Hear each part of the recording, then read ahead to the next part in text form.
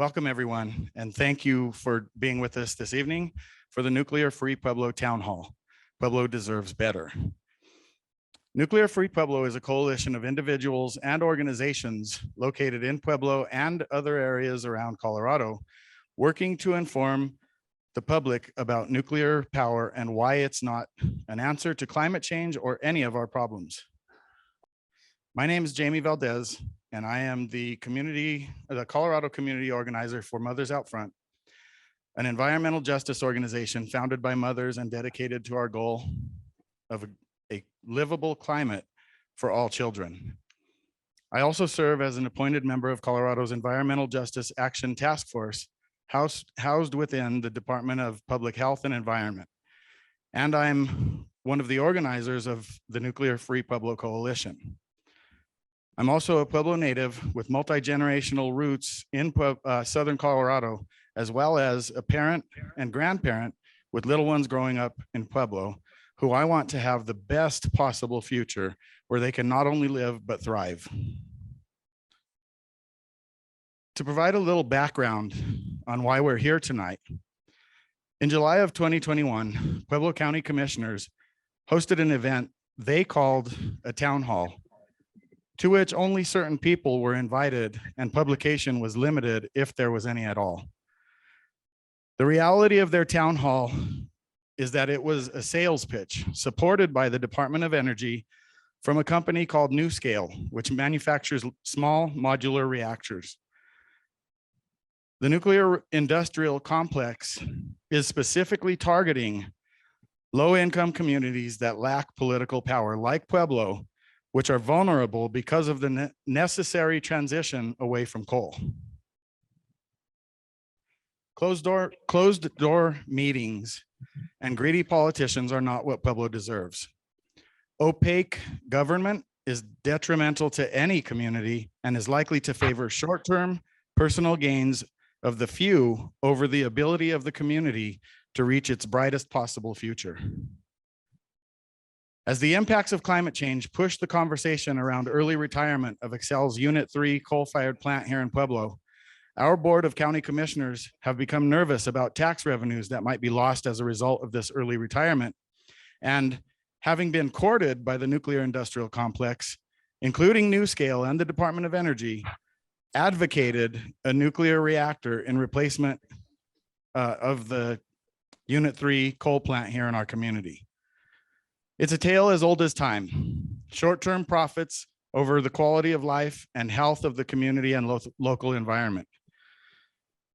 This is a paradigm that needs to be turned on its head, such that the well-being and rights of the community to live and thrive in a healthy environment are prioritized over corporate profits and political expediency. Having been alerted to the county commissioner's devious actions by our team member, Jane Frazier, the Pueblo Mothers Out Front team jumped into action and convened the coalition that became known as Nuclear Free Pueblo. And our public town hall this evening is a part of our ongoing efforts to inform the people of why we think this is a short-sighted and irresponsible proposition, and Pueblo deserves better. Before I turn facilitation over to my friend and colleague, Giselle Herzfeld, I'll take a brief moment to explain how tonight's event will work. First of all, this is a hybrid event with live audience and a remote audience of virtual attendees.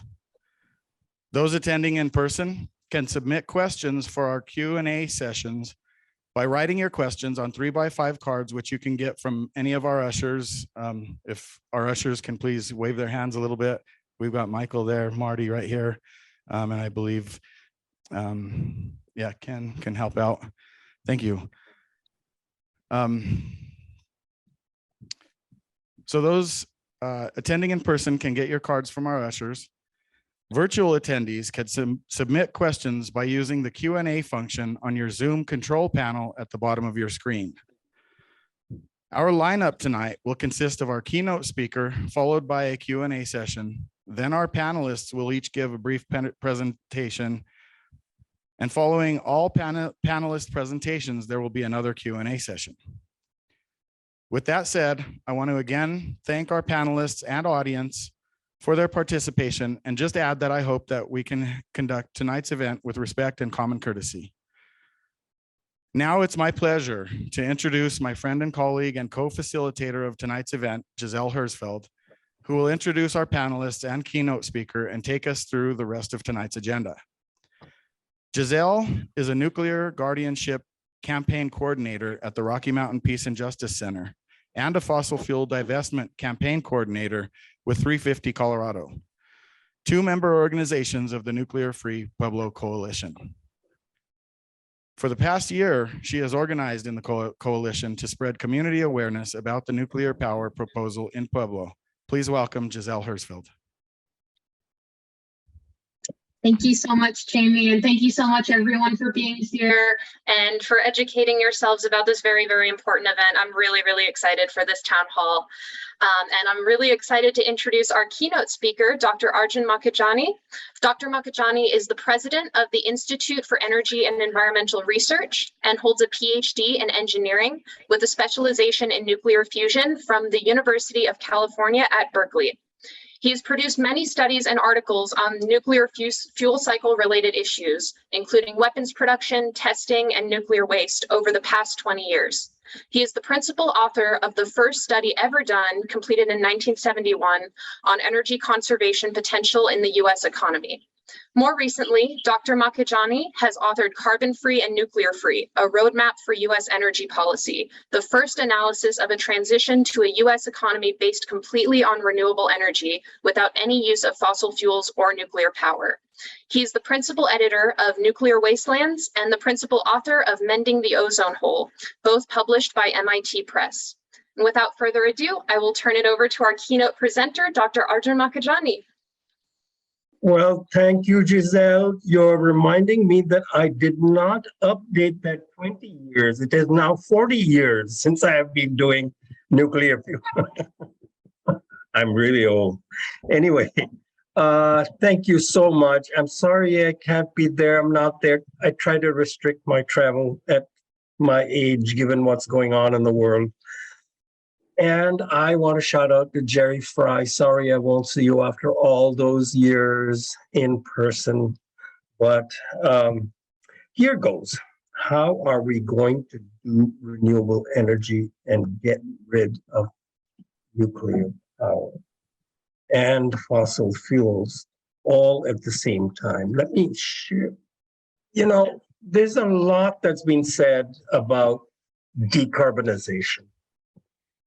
And much of it is right, but much of the thinking is also off base. And I'll explain why I say that. There are lots of wonderful, technically very competent, excellent people working on it, but most of them don't think that 100% renewable energy system can be possible. Some very good people I deeply respect. Dr. Chu was Secretary of Energy, Nobel Prize winner. He said, well, we don't have nuclear energy when the sun doesn't shine and the wind doesn't blow. It's the choice between fossil fuels and nuclear. And I'll tell you why I don't agree with that today. And I have done the homework before saying that, of course. It would not be responsible of me to say that without doing the homework. All right, I won't talk a lot about nuclear because we have a wonderful panel. You know, there's David Schlissel, there's Ed Lyman. They're going to talk about SMRs. I'm just going to briefly tell you why it's the wrong thing to do. Okay, we need a decarbonized electricity sector by 2040 or before. I think that's generally understood. We have a shortage of time and money. We don't have a shortage of low carbon or zero carbon energy sources. In the first round of nuclear, which ended in the 1990s, about 120, a little more than 120 reactors that were announced were canceled. Some had started construction, some, applied for licenses, various stages. And about as many were built.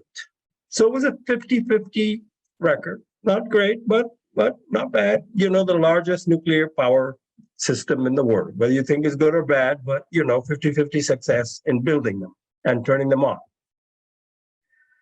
Now, they said, well, the licensing is very complicated. It's two-step construction license. Then there's operating license. It's very cumbersome. Every reactor is different.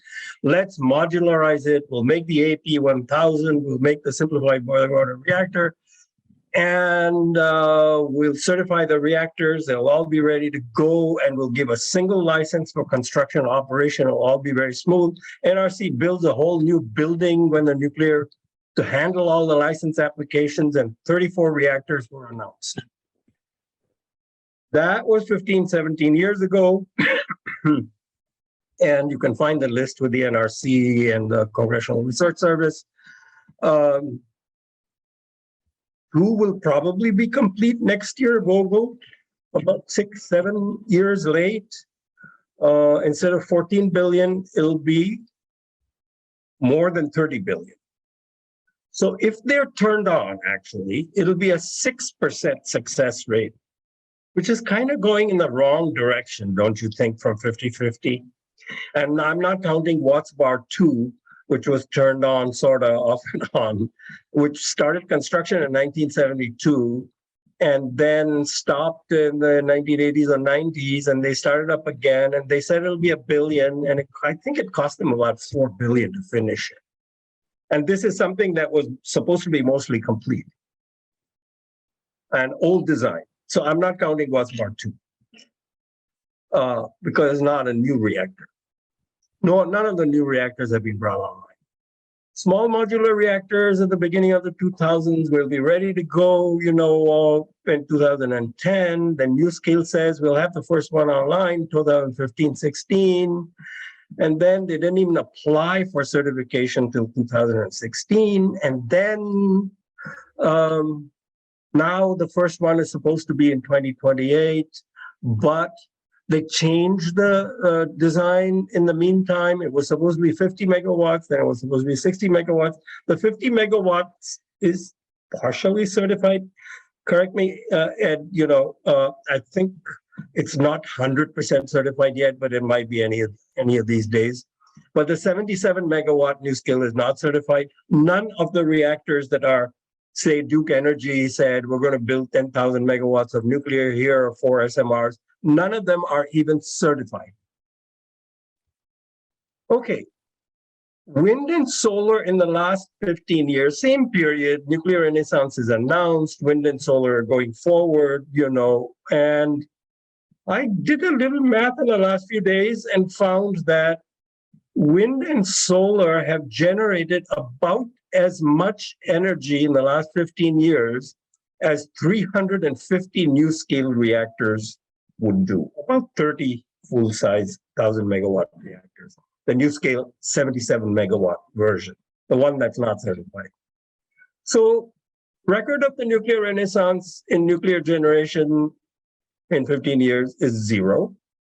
Wind and solar are pretty speedy and are going to be speeded up, and offshore wind is going to join them. Nuclear is more like waiting for Godot. And if you know the play, Godot never arrives. Maybe 6%. 6% is not going to be good enough.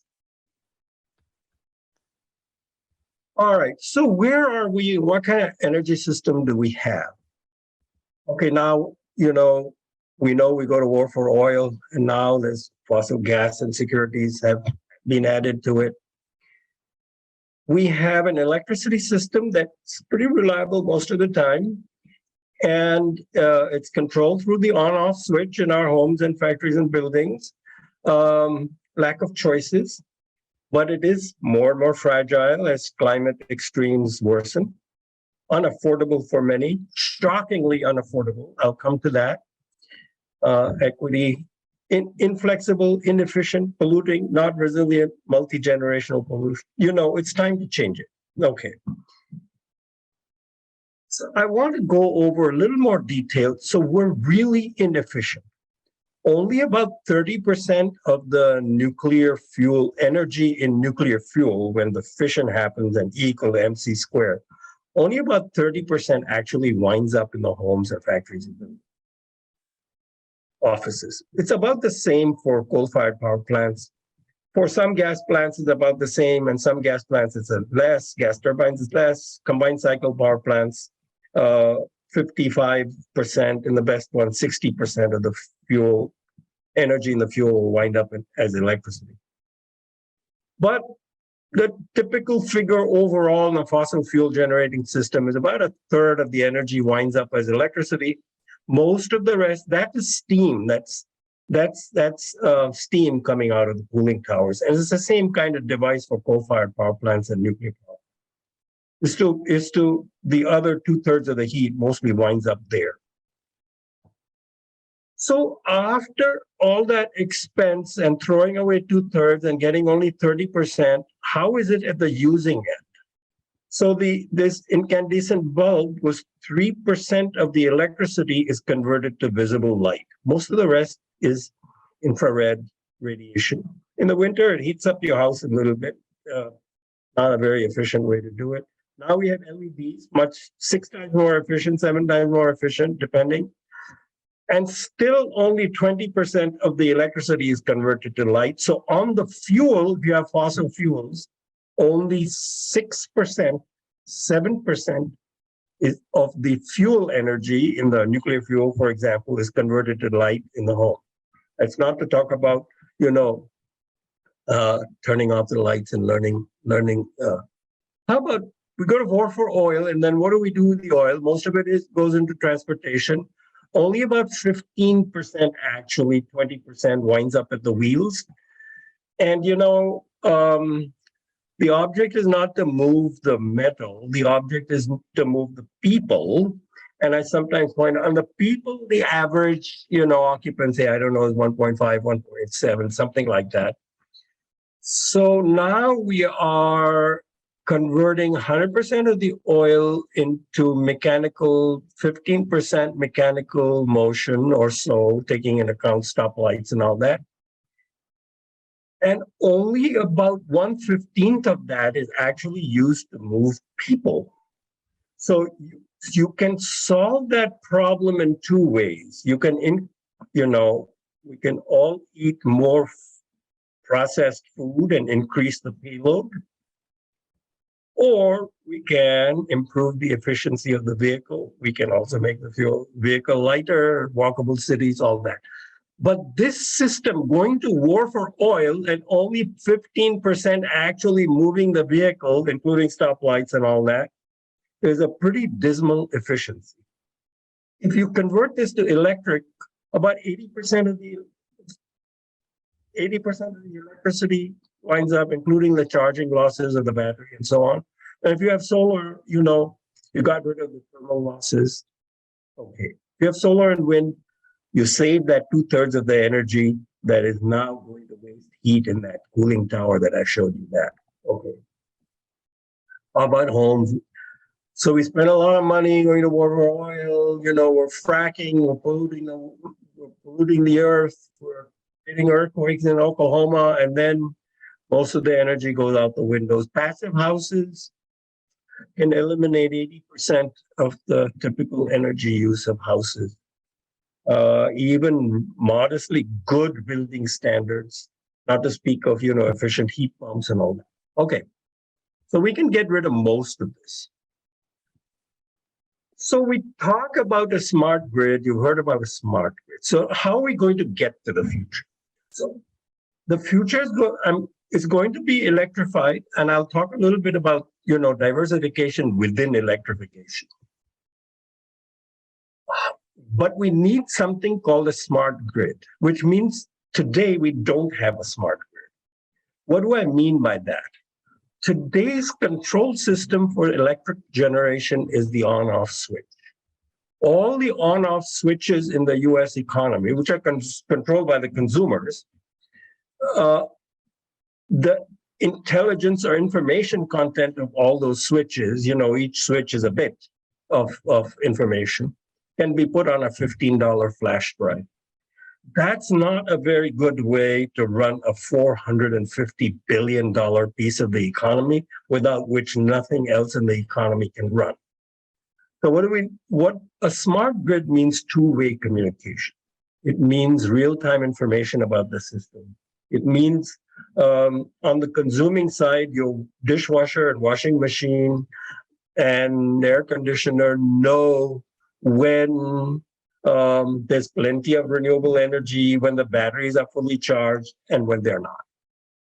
And of course, consumers can be producers, consumers can provide services to the grid. And one thing that is ignored in models, so far as I know, is resilience, not reliability, not how often you have blackouts, but resilience. How much of your essential load can you supply when the grid goes down? And we've seen that not only with Hurricane Ian. New Orleans, the hurricane, I forget the name of the hurricane now, that struck New Orleans last year or the year before, and all the transmission lines to the city went out. And there was only one point of light, a building with solar and batteries. So in the future, resilience to keep essential loads on, it's not like 50 years ago. If the electricity goes out, your gas stations don't work, your elevators don't work, your food goes bad. So essential, there's no heat in the shelters if it happens in the winter. So essential services have to be maintained. Giselle, will you give me a kind of a 10-minute, 5-minute notice so I know I have 5 minutes to go through? So we need a smart grid. We know how to make a smart grid. Thank you. We know how to make a smart grid. We know how to make smart appliances. We know how to make appliances, sort of like your smart thermostat. We have demand response with air conditioners where the utility can cut off your air conditioner for an hour and you get paid for it. In the future, it can be, changing the temperature by a degree or two. And I'll talk about that a little bit, how that will work. So this is a grid of the future. The only thing I don't like about this is the distributed wind is on the roof. It really shouldn't be on the roof. It should be on the ground. Solar can be on the roof. So there's an electric car being charged. There's different control systems. There's data management. There is a grid, and you're connected to the grid. It works efficiently that way. It's not guaranteed that this system, in some places, it's electricity, like California, electricity is getting so expensive that people may just leave the grid. And that would be a very, very difficult situation for those who remain. And I'll talk about that too.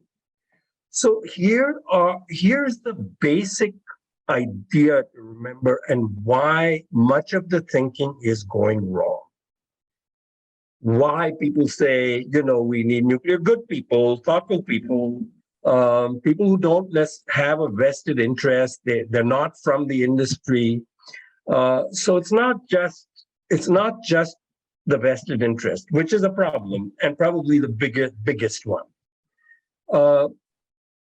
The thinking that's wrong is we're trying to fit a radically different primary supply into an old model of thinking about the grid.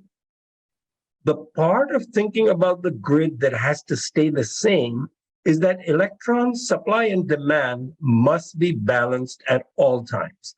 Otherwise, if there's too much supply and you don't curtail it, the grid will break down. If the supply is too short and you don't curtail the demand, the grid will break down. So if there's too much supply, you either have to curtail it or you have to absorb it in some place. If it's short, you have to supply it, or you will have a blackout, or at least in part of your grid. So when now we have an energy system which is switchable. So reliability is maintained quite expensively. For instance, we have something called spinning reserves. We have gas turbines which are spinning, but which are not supplying electricity. But when a large load comes on, some cement plant turns on its motors, suddenly loading the grid, the voltage will dip for a short time, the frequency will dip for a short time, it will be sensed at the generating end, the fuel will start to flow in the turbines already spinning, so you don't have to wait, and the electrons will be balanced again. It's a pretty inefficient way to do things because you have to pay for that spinning reserve. The electricity system On average, I think, leaving out wind and solar, this is before wind and solar, average capacity factor is 55 or 60%, somewhere in there. Pretty low for capital intensive industry, but necessary in the present system because electrons must go around, and that cannot be changed. Now that can't be changed if you have solar and wind. And people say the wind doesn't blow all the time, the sun doesn't shine all the time. I know the sun doesn't shine at night. It's the definition of night. I know the wind doesn't blow all the time. And I still insist this is the better way to do things. The concept is we need to marry the electron imperative with the rhythms of nature. And I'm going to explain how you do that. But that's the paradigm. We have to work. Did I spell rhythm right? Yeah, I think I did. That's the paradigm we have to keep in mind, not fight nature. And it could be a metaphor for the larger transformation we need also. So solar and wind would be the mainstays. We can keep some existing hydro useful if we can. Not necessary, but useful. We need to increase efficiency. I've given you lots of examples of where it could happen. Storage, yeah, we need some battery storage. I'll show you how much. Demand response, I've given you examples, So let me give you an example now. So today, you put your clothes in the washing machine and you press start, and the washing machine comes on. Tomorrow, the same thing will happen if you don't sign up for demand response. If you sign up for demand response, you'll get a check, maybe 30, 40, 50 bucks a year. And most of the time you press start, your washer will come on. But a few percent of the time, a few times a year, 3, 4, 5 times a year, your clothes washer will come on after a few hours because the grid you're contributing to lowering the demand at that time. And you've signed up saying, I want my clothes washed within a day, but not instantly. And you get paid for that. And every time the grid makes use of your demand response capacity, now you're supplying a service to the grid, you get paid more. It's sort of like air conditioner demand response works today. So we have electrified transportation, we have electrified heating. It should be efficiently electrified, geothermal heat pumps, cold climate heat pumps. In most areas, cold climate heat pumps are fine. I'll talk about vehicle to grid and seasonal thermal storage. So here's an example of working with the rhythms of nature. So when you have mainly solar and wind, and your heavier loads are in the summer and winter, air conditioning and heating, what happens is you have a lot of surplus in the fall and the spring. So you can throw away the surplus, curtail it, and if everybody's doing the same thing, you can't export it to your neighbor. I have solar and when I export my electrons, they pop into my neighbor's house because he doesn't have solar. Now, but if everybody is doing this, you either curtail or do something with it. One of the things you can do with it is to store the heat in insulated cells in the ground, convert it into cold like an ice making machine, and store the cold in the ground, or simply cool the earth in an insulated cell. There's a community in Alberta called the Drake Solar Community, and I can give you the link during the discussion. Now it gets 40 below there in Alberta, so we're talking about as cold as it gets anywhere in the United States, except maybe Alaska, some parts of Alaska. They have been meeting 90% of their heating needs in the winter for the last 10 years, and some years essentially 100% from renewable energy that's stored in insulated cells, blocks in the ground. It's a small community, 50 houses, but they have done a wonderful thing by demonstrating this. And vehicle to grid is very important. We all know about charging electric vehicles, but I have never wanted a pickup truck until now. I don't think I'm going to buy this. It's too big. And, you know, I only drive a few miles a year. But this vehicle is capable of vehicle to grid, vehicle to home. In the current hurricane, when everything broke down in Florida for a couple of million people, in one of the worst hit areas, somebody had one of these Ford F-150 Lightning, and people were able to go and charge their phone. So this can also vehicle to home, vehicle to grid, vehicle to microgrid. It's all being condensed into one acronym, V2X, vehicle to everything. Many utilities are doing pilot programs, so you get paid. Now, you have to have that equipment in your car or in your house or in an airport parking lot. There are 10,000 long-term parking spots in the Baltimore-Washington airport. You don't need nuclear power. You don't need gas turbines. You need to think differently.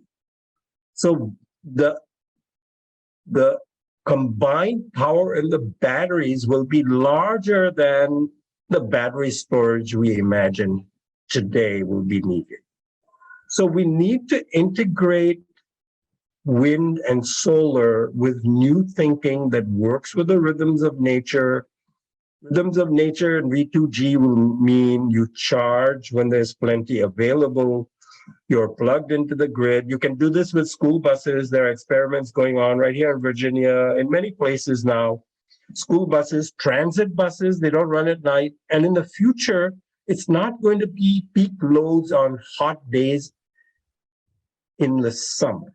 In most parts of the country, even here in Maryland, not to speak of Minnesota or Wisconsin or North Dakota, the peak of electricity use is going to be at night when there's low wind for a few days.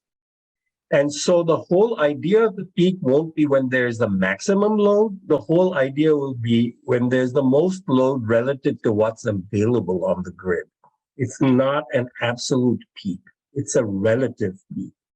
And I've been talking about relational peaks now for over a decade. And finally, I think the whole concept is registering, not because I've said it so many times, but as we get more solar and wind, people realize that it's absolutely necessary to think differently.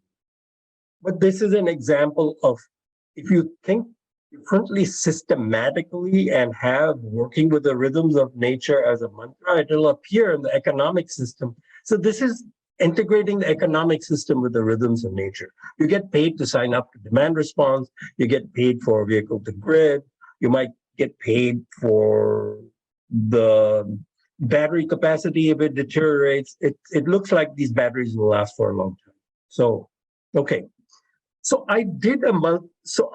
when I say I did my homework, I did work for 4 years to study whether Maryland could transition to a renewable energy system that was efficient with the electricity system powered essentially by solar and wind and 2% hydro that we already have.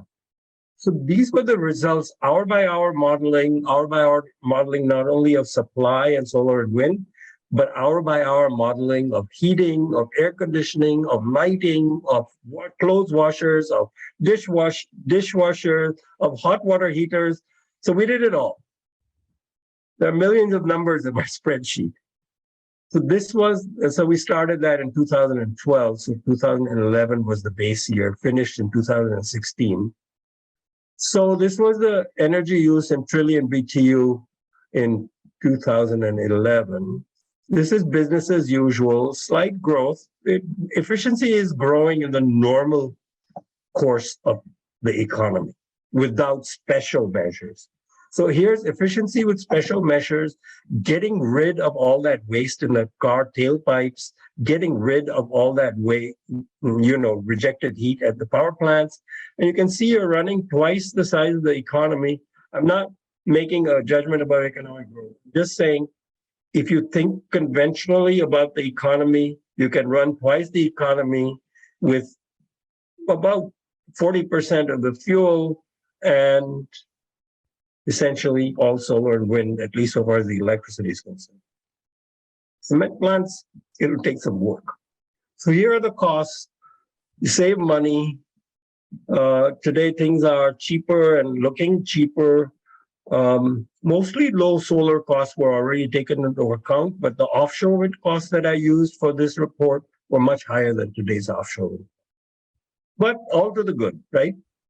So here's an ice making machine that's under some parking lots in California, making ice when the electricity is cheap and then providing it. It is smart thermostat. All right. So how does it work? What are the numbers? So I tried to manually optimize some of these things, equal solar and wind, efficiency, electric vehicles, all that.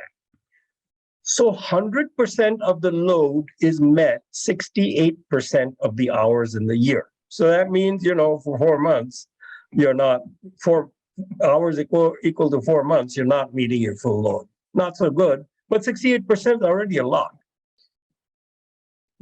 If you add just 5.5 hours of battery storage, your average load. So, the nuclear people say, to achieve solar plus wind plus storage, you need 3 months of storage. If you're trying to do 100% with solar, wind, and storage, it will take that much. But we're trying to remember to work with the rhythms of nature. So we have some battery storage on a diurnal basis, and this will discharge. It also means on that winter night, on some winter nights, that's that 4% you don't have. 4% of the year is 2 weeks. So, so that's a lot of hours.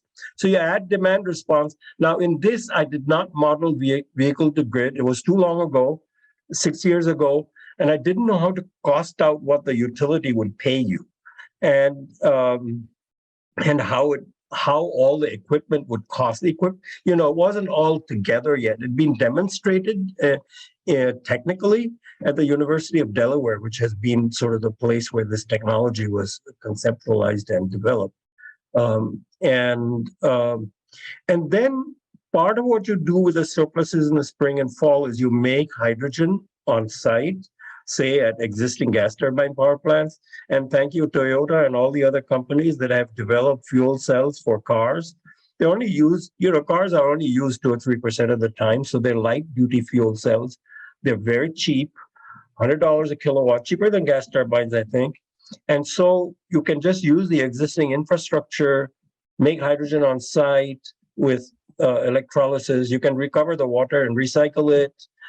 Because you're making the hydrogen right there, and then you get to 100%. You can have plenty of spare capacity because fuel cells are just $100 or less. All right, so we get a lot of benefits. Low water use, we've eliminated most of the water use. A nuclear power plant will take 5, 6, 7, 8, 10, 15 million gallons of water a day, depending on the temperature of the water and the type of cooling and all that. No waste from fuel production. All capital intensive projects, solar, wind, nuclear, coal, whatever, are going to have mining upfront. And we need to recycle all the materials. We might want to mine the landfills for what we've dumped in them. So it's not sustainable in that sense, but we absolutely need to build in recycling of everything for wind, solar, batteries, all that now, not in the future. But no mining for fuel, no nuclear mining, no uranium waste, no mill tailings, no mining wastes, all that, no coal ash ponds, no fracking pollution. Okay, no, indoor air pollution will go down and outdoor air pollution will be essentially eliminated from generation and transportation. Indoor air pollution will go down. There's a lot of indoor air pollution from, say, cooking with natural gas. We're going to come out with a report on that, and significant health and economic benefits. Lots of benefits. I want to talk about affordability. I have been shocked by how many people become homeless through simple rent energy. About almost 5% of the people who get assistance every year lose their homes. About 3/4 of them wind up with friends and family, and 1/4 of them actually become homeless. That's hundreds of thousands of people a year. Now, I think with all the rent increases and cost increases, that is getting probably getting worse. Food and medicine conflicts with utility bills, and utility bills turn out to be essential because if your utility gets turned off, then your food goes to waste. There are too many problems. So this problem can be solved. I'm not going to go into it in detail, but we did a study with physician scientists and engineers for healthy energy on, can you increase the assistance so that affordability limits are met? 6% of your income for utility bills is defined as an affordable amount, maximum affordable amount. And so we kind of did a thought experiment, a detailed technical thought experiment. We said, suppose everybody is enrolled in such a percentage of income payment plan for utility assistance, and you also weatherized and did community solar, discounted community solar, electrified the heating. So compared to just giving people assistance, which is very important, and we should do it, you would actually save money by fully and urgently integrating all low-income households into the energy transition. So this is a pretty detailed study. It took a lot of numbers to get to this point. I believe it's pretty unique, but we'll actually save money. But we're not thinking this way. So what's stopping us? So there's lots of things that are slowing things down. The Inflation Reduction Act will help a lot, despite its flaws and problems and, subsidies for nuclear and oil and gas drilling and all that, but it will help a lot. And I can answer some questions about that if you have, but I won't go into it now. Of course, the fossil fuel and nuclear industry know that nuclear is twice as costly as solar with storage. That's the situation today. If you build it and complete it and turn it on, that is. There's carbon capture and sequestration, huge costs, very difficult. I've written about this. Now, hydrogen can be good or bad. I've said, you can make hydrogen electrolytical, where you can make hydrogen, from gas and then combine it with CCS, put it in gas pipelines, bring it to your home. No. Burning hydrogen will increase nitrogen oxide pollution. You have to create a whole new infrastructure. But this is a way that gas companies are trying to keep their pipeline infrastructure going and keeping everybody hooked on. In Maryland, we've got giant investments that have been allowed by the Public Utilities Commission that are going to keep people paying for the gas pipeline infrastructure until the end of this century, even though we have a law now that says we have to be carbon neutral by 2045. That was just passed this year, but still, there's no sign that the gas companies are saying, oh, yeah, 2045, we better kind of phase out our infrastructure. There's a terrible shortage of bleeding hearts, but I don't know how to increase the supply of that. But we need to fight for equity nonetheless. Then there's the land use and the viewshed. I want to talk about that as I close.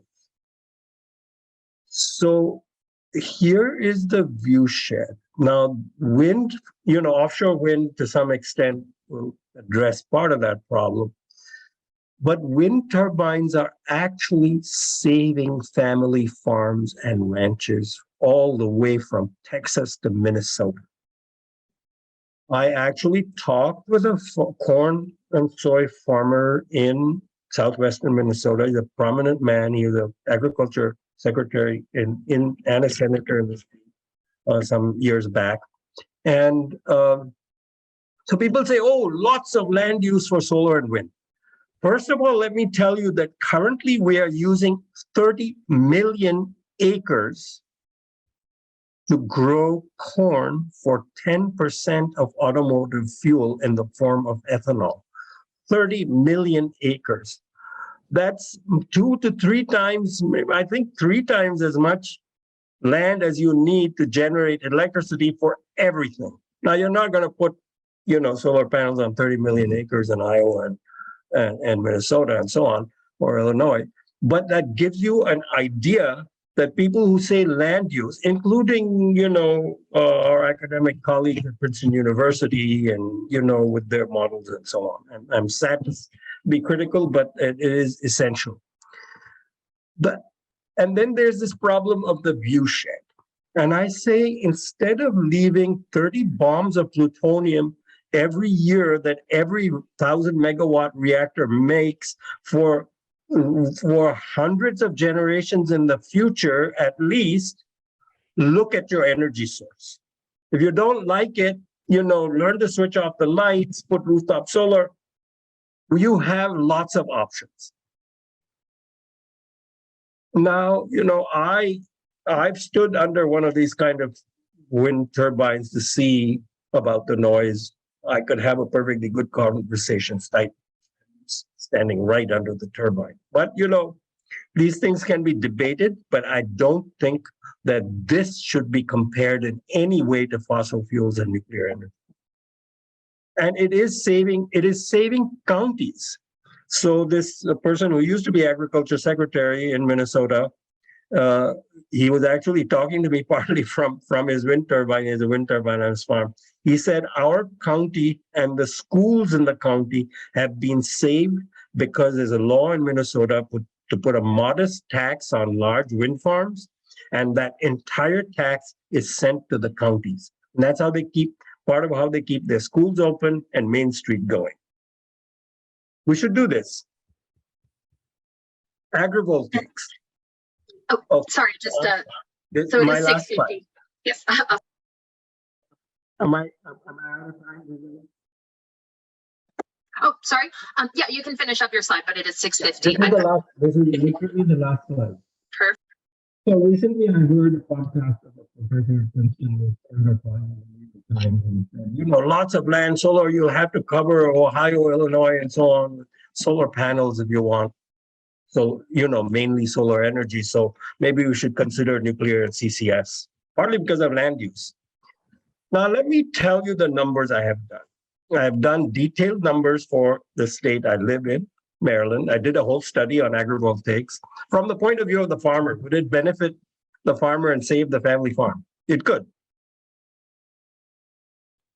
In Maryland, we have about 2 million acres of farmland.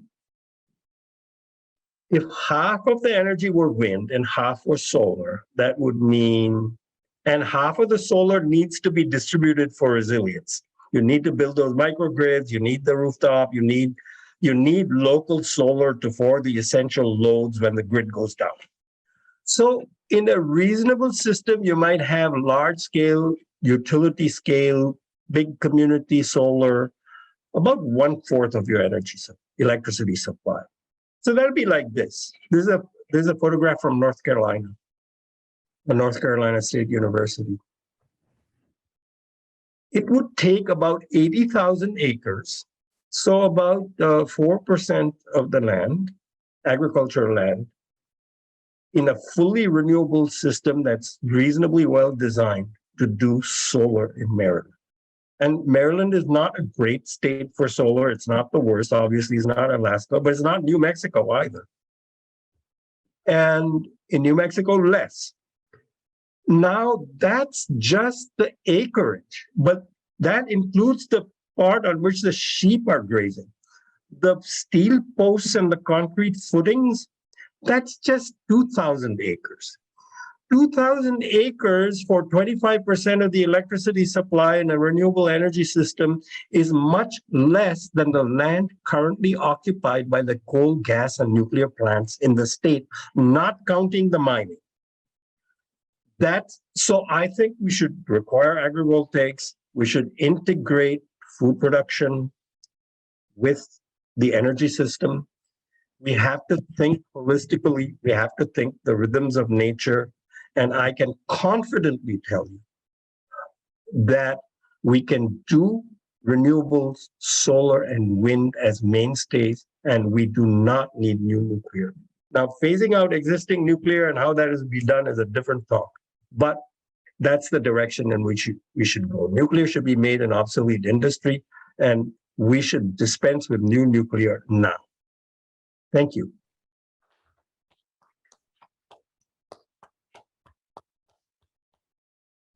Thank you so much, Dr. Makhijani. I feel so hopeful now. I really am a lot happier after seeing that presentation. So thank you. It's really good to know that we do have an energy future that is possible, that doesn't rely on destroying the environment and lots of people's communities. So thank you so much. And now I'm going to transition to Michael Wenzel for a hybrid Q&A. So we'll see how this is going to work. Thank you. Okay. Would prefer that you write it down on the card.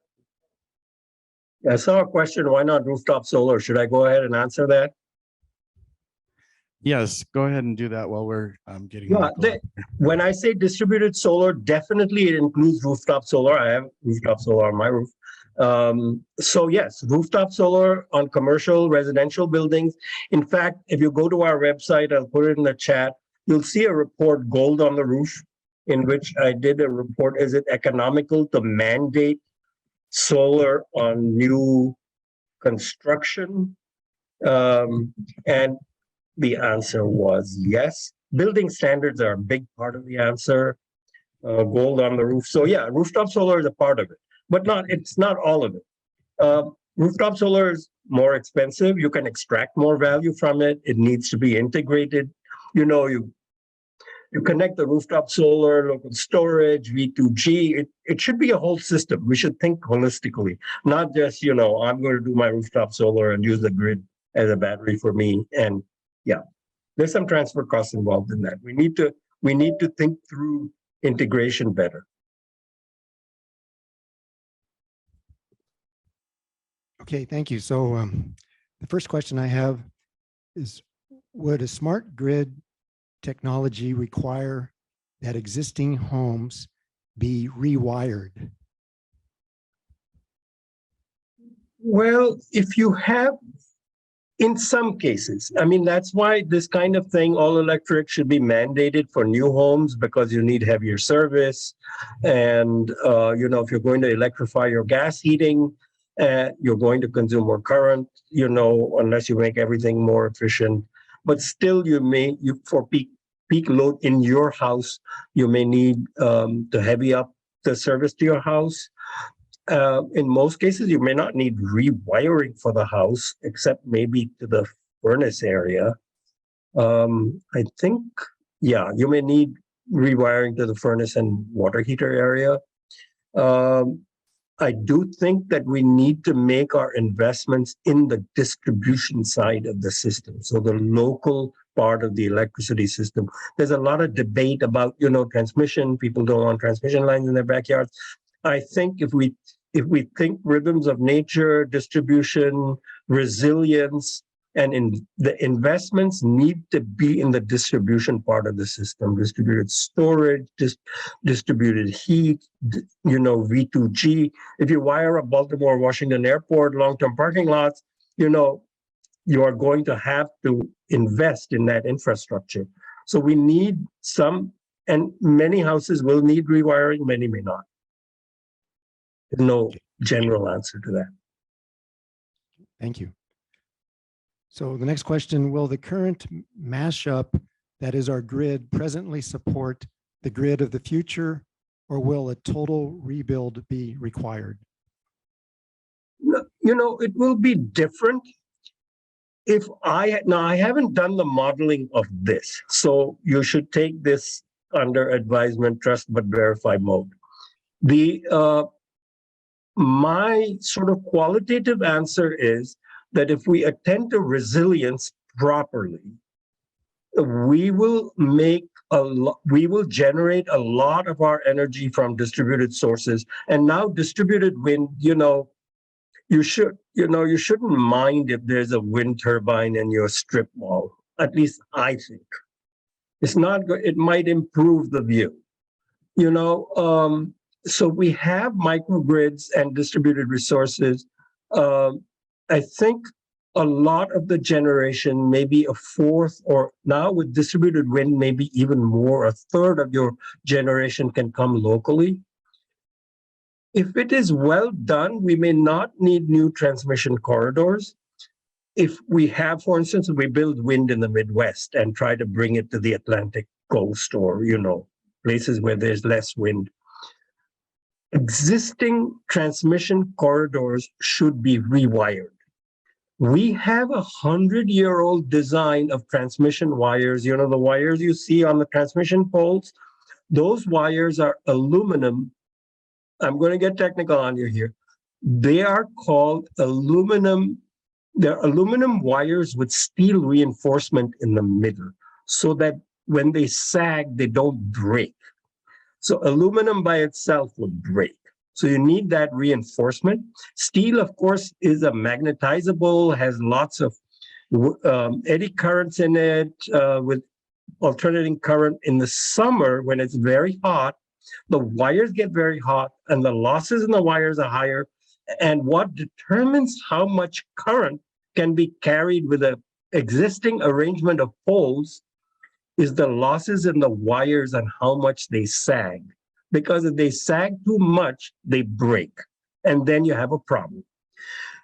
Now we have conductors that are not reinforced with steel, and they can carry 20, 30, 40, 50% more power. So the existing transmission corridors should be wired up with new wires to the extent we need them. There's another example of old thinking. People say, oh, you need a lot of wind turbines in the Midwest. You know, fair enough, we might. But we should strategically think of locating them and pay people who are near existing corridors more and rewire the existing corridors. If we do it right, we shouldn't need a lot of new transmission corridors, my opinion. But that's not a guaranteed answer.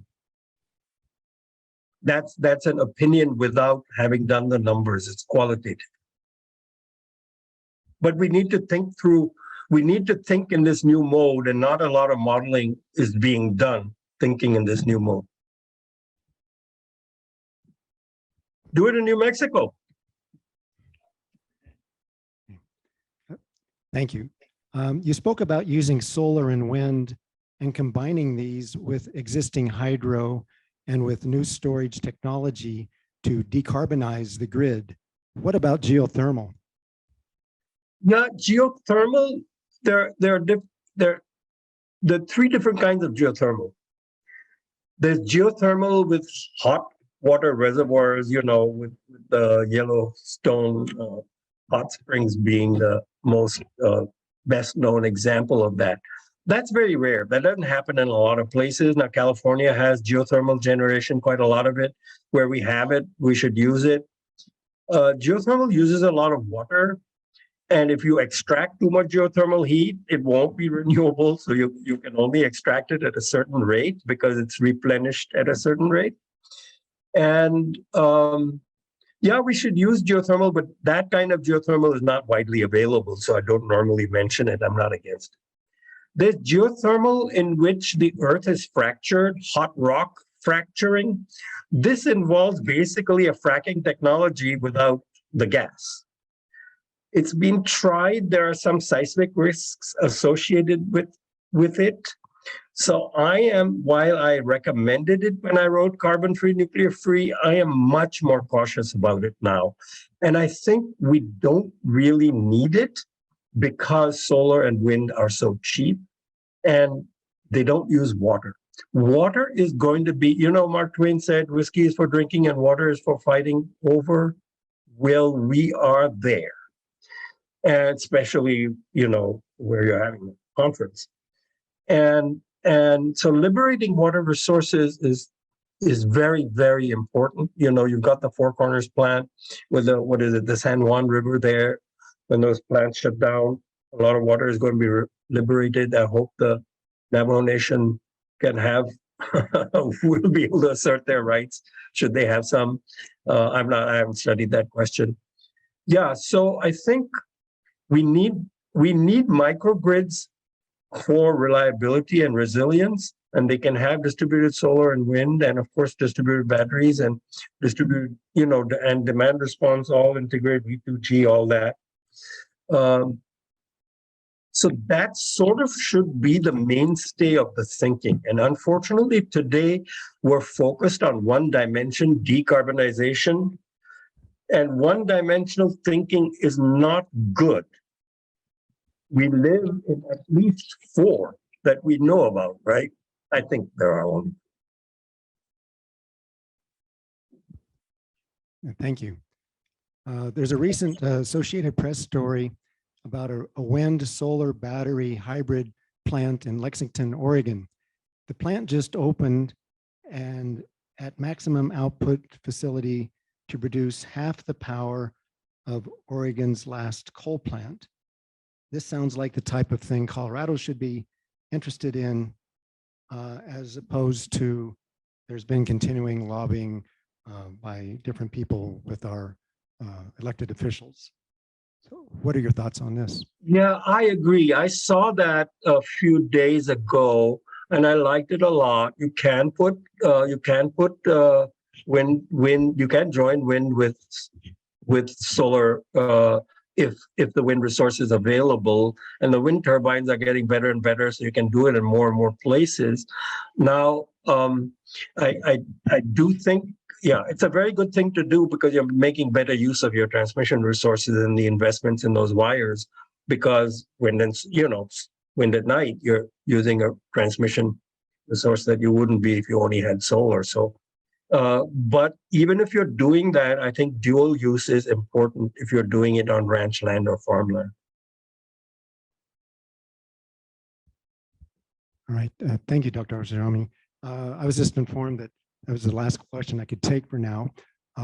What we want to do is there's remaining questions, and if you're okay, we can email those to you. And if you're open to that, you could respond, and we can get Yeah, or some of them might be in the chat and or in the Q&A, and I can maybe answer them. Yeah, you can email them to me.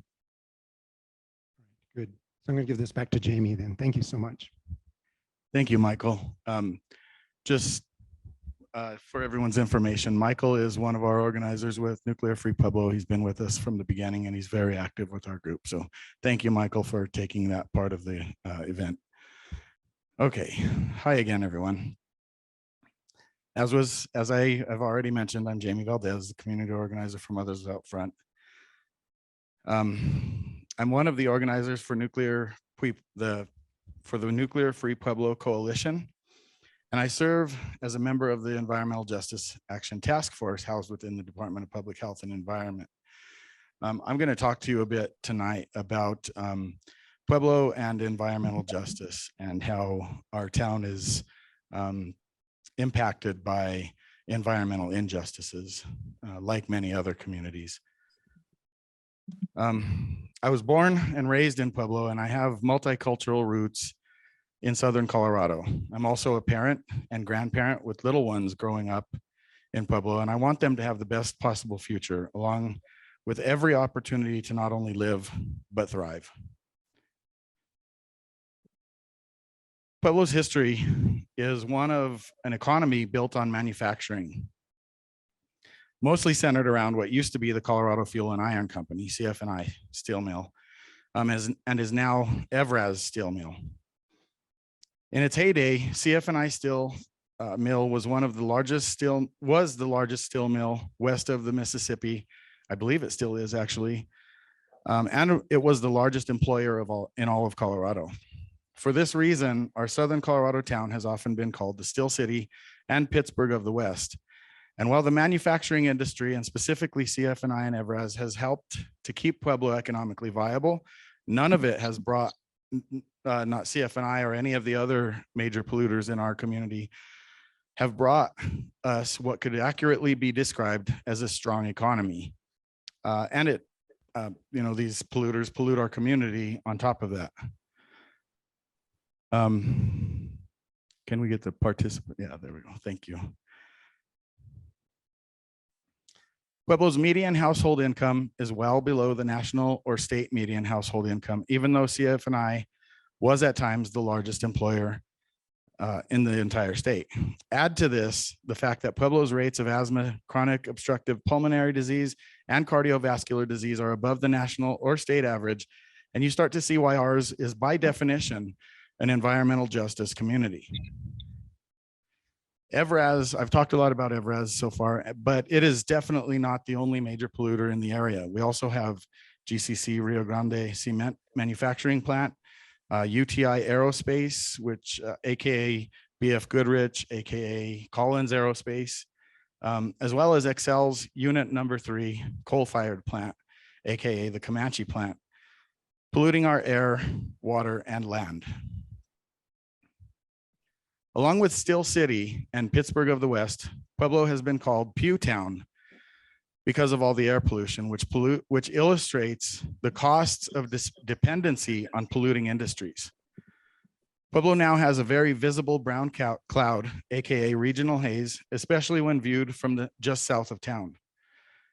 Given the fact that Pueblo is a low-income community that lacks political power, it's no coincidence that polluters like Evraz/CF&I, XL Energy, and other industrial polluters are located here because low-income communities like Pueblo tend to have, again, less political power and a certain desperation for good jobs and a stable economy. These factors make Pueblo a prime target for exploitation as a sacrifice zone. So what is a sacrifice zone? Sacrifice zones are often fence line communities of low income and people of color, or hotspots of chemical pollution where residents have immediately or live immediately adjacent to heavily polluted industries or military bases. As said by Hop Hopkins of the Sierra Club, you can't have climate change without sacrifice zones, and you can't have sacrifice zones without disposable people, and you can't have disposable people without racism. I would add classism and point out that both have deprived Pueblo of economic opportunity and positive health outcomes. In 2017, Pueblo City Council passed a resolution to strive for 100% renewable energy by 2035. Then in 2018, Pueblo County followed suit, and Pueblo was awarded the Soul Smart Bronze Award for being a solar-friendly community.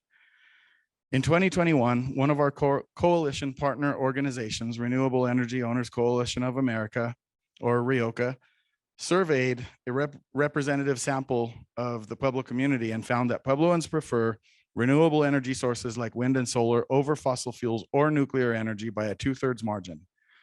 We agree with the findings and feel that with more than 300 days of sunshine per year and plenty of wind blowing around the surrounding plains and foothills, Pueblo is poised to be a national leader in renewable energy.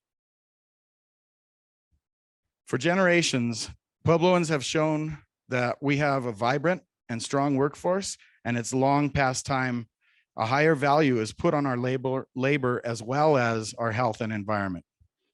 With this in mind, we're raising our voices and sharing our stories because Pueblo deserves better.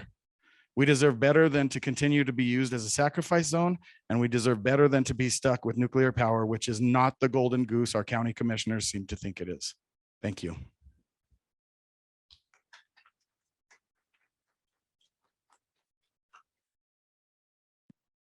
Thank you so much, Jamie. And now it is my honor to introduce our additional 4 expert panelists, beginning with Cindy Folkers. Unfortunately, Cindy Folkers is unable to be here today. Something urgent came up, but she passes along best wishes and luckily recorded her presentation. So I'm going to be sharing my screen and playing a video of her presentation. But first, a quick introduction to Cindy Folkers. Since joining Beyond Nuclear in 2007, Cynthia Folkers has focused on the importance of protecting people from the dangers of ionizing radiation and its impacts on health and the environment from both a scientific and historical perspective. She advocates for fully protecting the health of females and early life stages in the face of uncertain health outcomes. Cynthia earned an MS in environmental science from Johns Hopkins University. And I will share my screen now and play her presentation. And someone alert me if there's any issues with the audio or the image.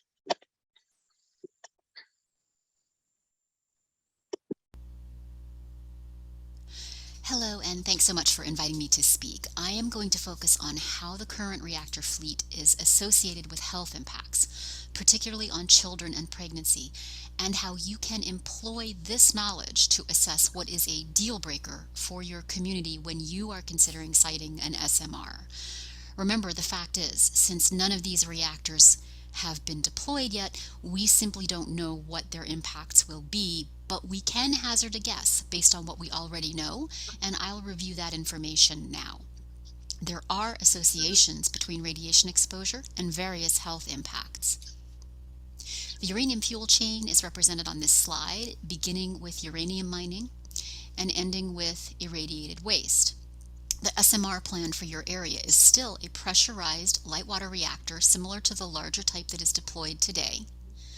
These reactors still rely on uranium fuel rods placed in the core.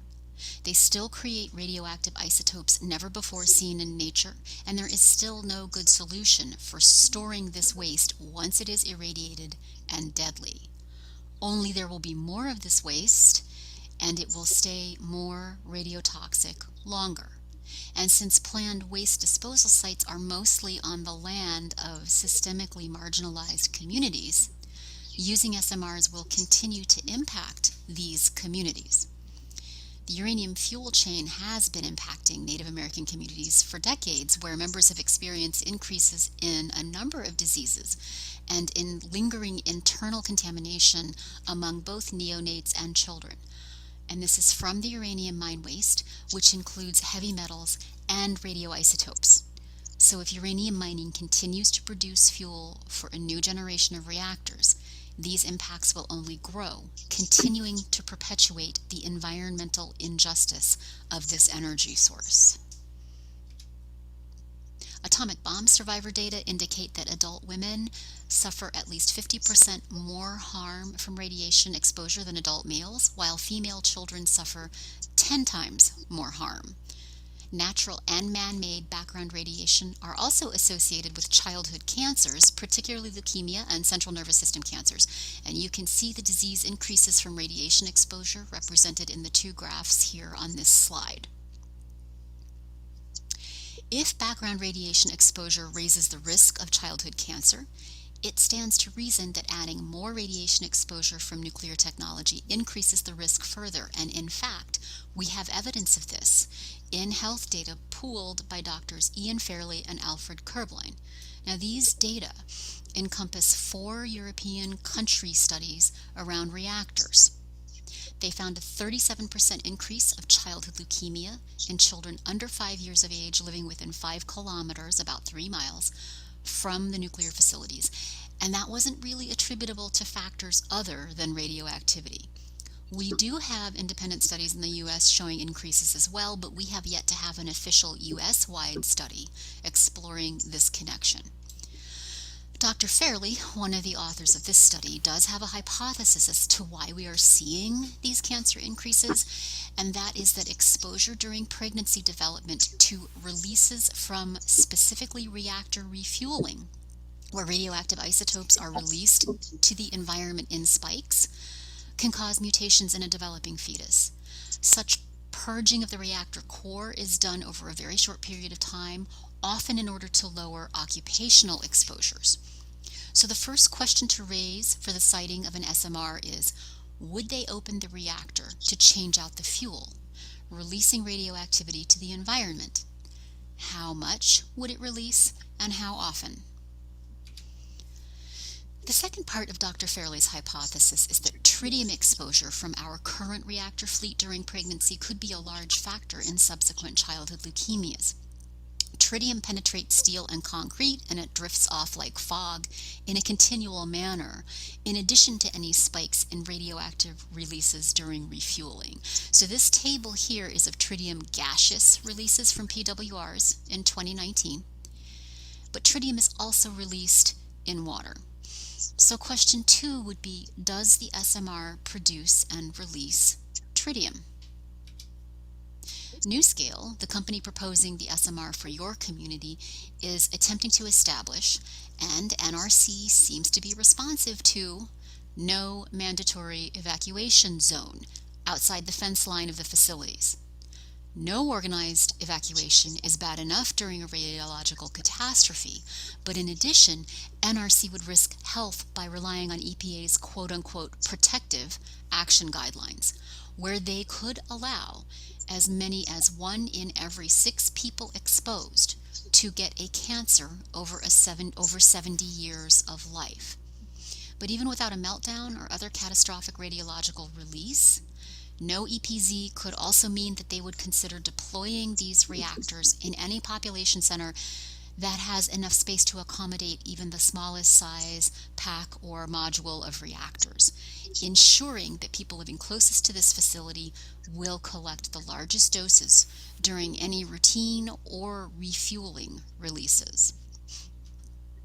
On this graphic of radionuclide uptake in the pregnant body, I want to point out that the fetus collects nearly every radionuclide on this list.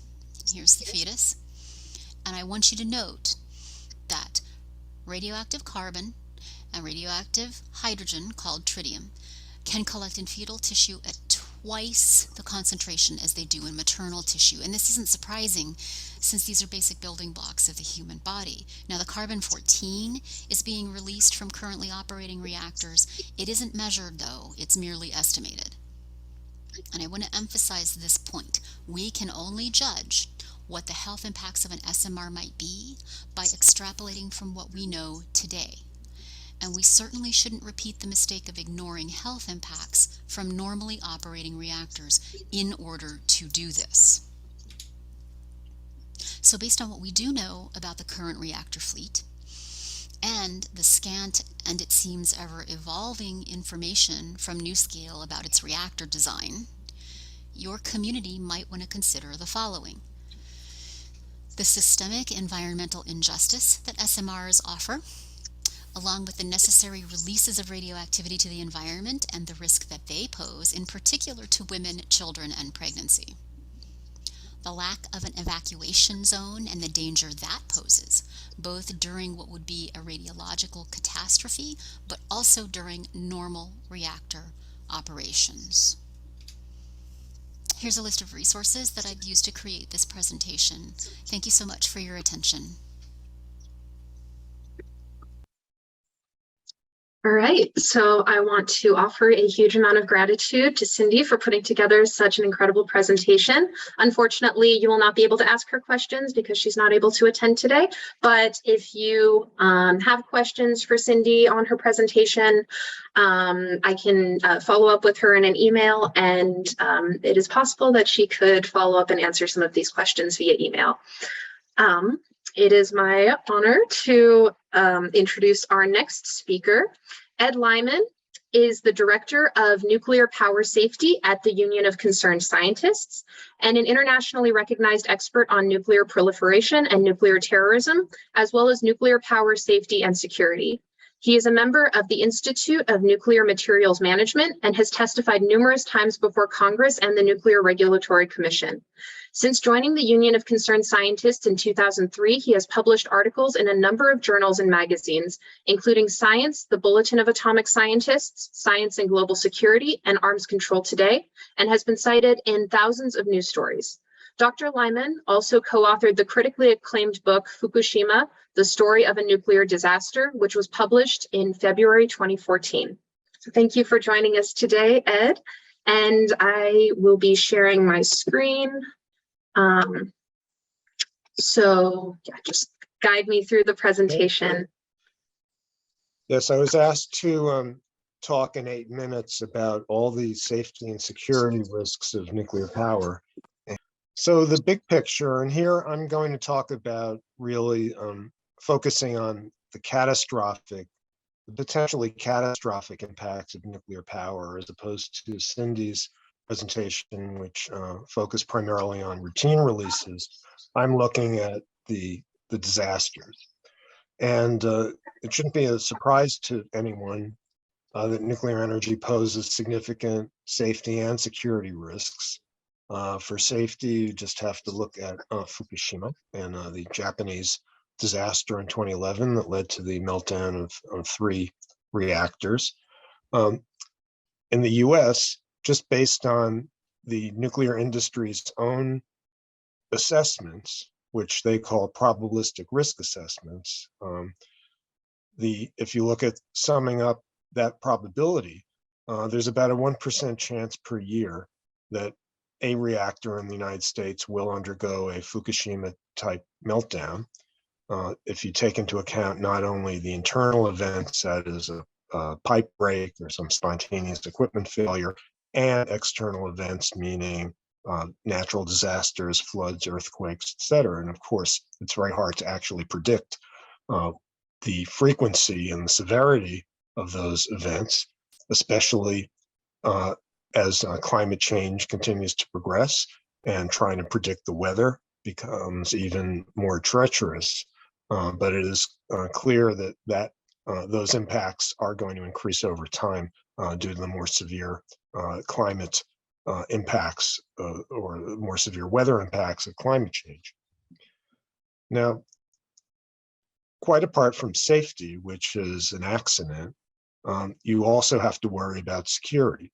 And it shouldn't be a surprise either that if a tornado or an earthquake can lead to a meltdown, so can an intentionally created event by either a subnational terrorist group or a state. Radiological terrorism is the term that's used in this context for sabotaging a reactor. And studies have shown that a well-trained, well-equipped terrorist group, if they are not prevented from access to a nuclear reactor, can destroy enough equipment to essentially lead to a meltdown within hours. So for that reason, the Nuclear Regulatory Commission requires nuclear plants to have armed response forces that are equipped with semi-automatic weapons and other means to deter or prevent a terrorist attack. Without that protection, they would be very vulnerable. Also, you have to worry about theft of nuclear weapons usable materials, and nuclear power, of course, is a dual-use technology. The same facilities used to make fuel and to produce electricity for civil purposes can be misused to make materials for nuclear weapons. And for countries that reprocess spent fuel, and that means to take spent nuclear fuel that's been irradiated in a reactor and subjected to chemical processing to extract plutonium. And as we heard from Arjun, anytime you irradiate uranium fuel, you're going to get plutonium. That separate plutonium poses a theft risk because only a 10 pounds or less of plutonium is stolen could be used in a crude nuclear weapon. So France and Japan are countries that reprocess spent nuclear fuel as part of their civilian fuel cycle. And the US has not done so much in the past, but it's on the verge of potentially changing its policies and going forward with reprocessing spent fuel. And the current Department of Energy is advocating for this very strongly at this point. Then the other aspect of security, it's not the subnational attacks that you have to worry about, but it's finding a nuclear reactor in the middle of a war zone. And if you look at the front pages, you know that in Ukraine, this is a very live issue. Despite all the people expressing surprise, how could a situation occur where a reactor complex like Zaporizhia is suddenly the subject of a military, a fight between two powers over possession of it, involving combat and explosives, and the affecting the offsite power system multiple times, bringing this reactor potentially close to a severe accident. People express surprise, although it's completely obvious that anytime you have a facility like that, even if you think it's in a peaceful environment, circumstances could change. And unfortunately, because that has not really been anticipated, nuclear power plants are not protected against military attack. And finally, there's nuclear proliferation, and that is the misuse of facilities by a nation. The misuse of civil facilities to produce materials for nuclear weapons, for instance, North Korea and possibly Iran. Next slide, please.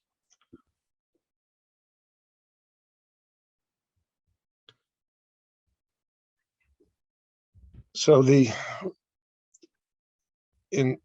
that litany of problems, the industry has essentially fixated on the small modular reactor as potentially the solution to all nuclear power's problems.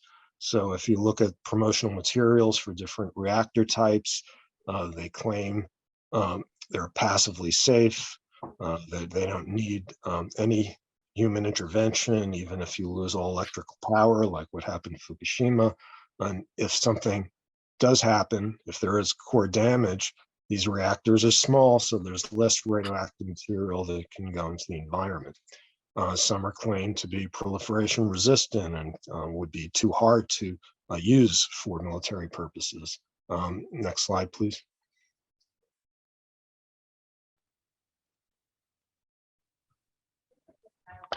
And so there's you can just scroll down there. So there's a whole litany of concepts, they went too far, right, that are in range, there's a range of stages of development for these different technologies. Some of them are close to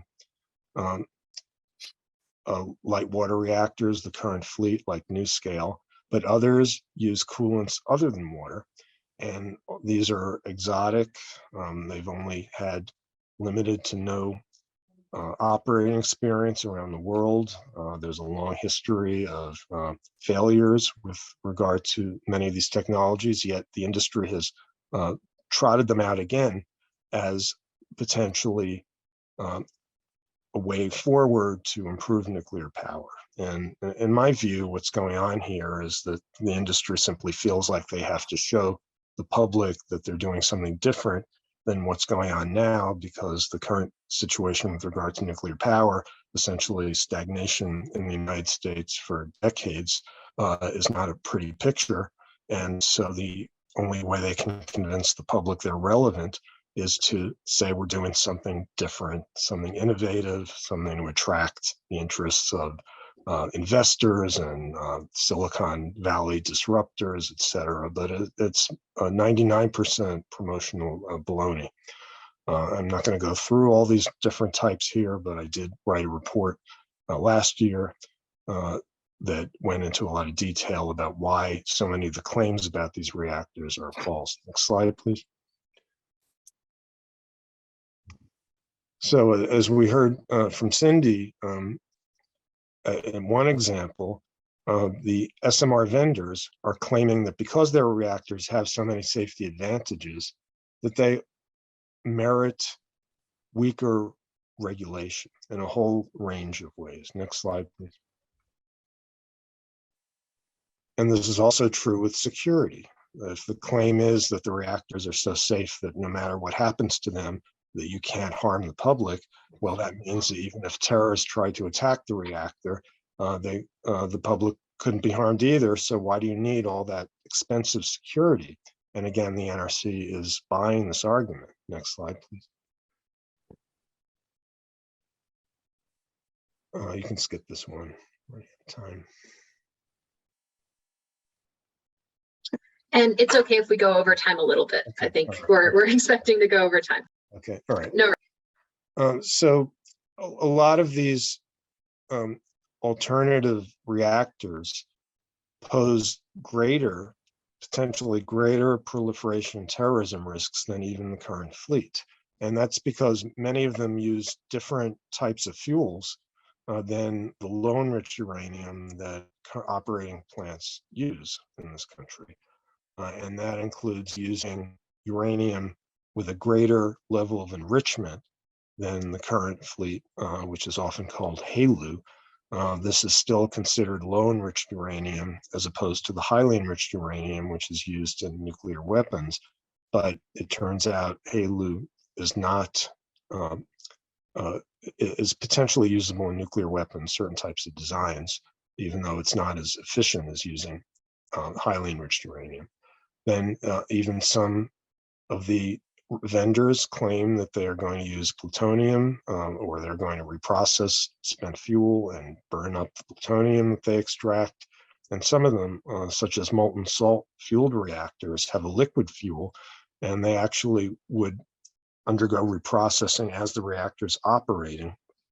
So you'd have to have a chemical plant right next to the nuclear reactor to remove certain isotopes from the fuel. And I could go on all day about what a bad idea these reactors are, but anyway. And the scary thing is that a lot of these are being rushed into development and potentially even deployment before the international community and the International Atomic Energy Agency and other bodies that are responsible for safeguarding against proliferation and terrorism have methods to actually protect these reactors from either being misused by states or being used by, or the materials being used by terrorists. A lot of the methods are simply not developed yet, yet these reactors may start being deployed around the world before those methods are even available. Next slide, please. So it seems, no matter what you think of nuclear power in general, you would think that if you're going to build more nuclear plants, that they should meet a higher standard of safety than the current fleet. I mean, that's just basic logic. I mean, you look at any industry and presumably they promote improvement as you come up with new models. We know it doesn't always happen, but you think the goal would be to make things safer. But the NRC, as a point of pride, does not require new reactors to be safer than existing reactors. In fact, that's enshrined in their policy on advanced reactors. And the reason for this fundamentally is the fear that if they required new reactors to be safer, then people would start questioning the operating fleet and its safety. And they don't want to do that. So paradoxically, you end up with a regulatory system that does not reward safer reactors, but in fact ensures that things are not going to improve. Next slide.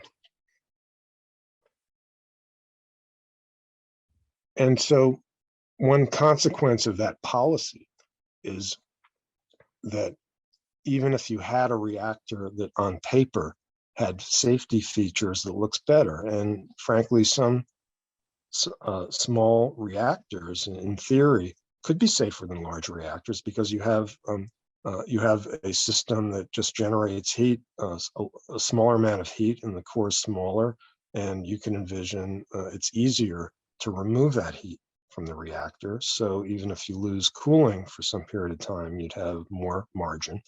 But the problem is that even if they look good on paper, the industry is anxious to cut costs for reasons you'll hear about in the next talk, I believe.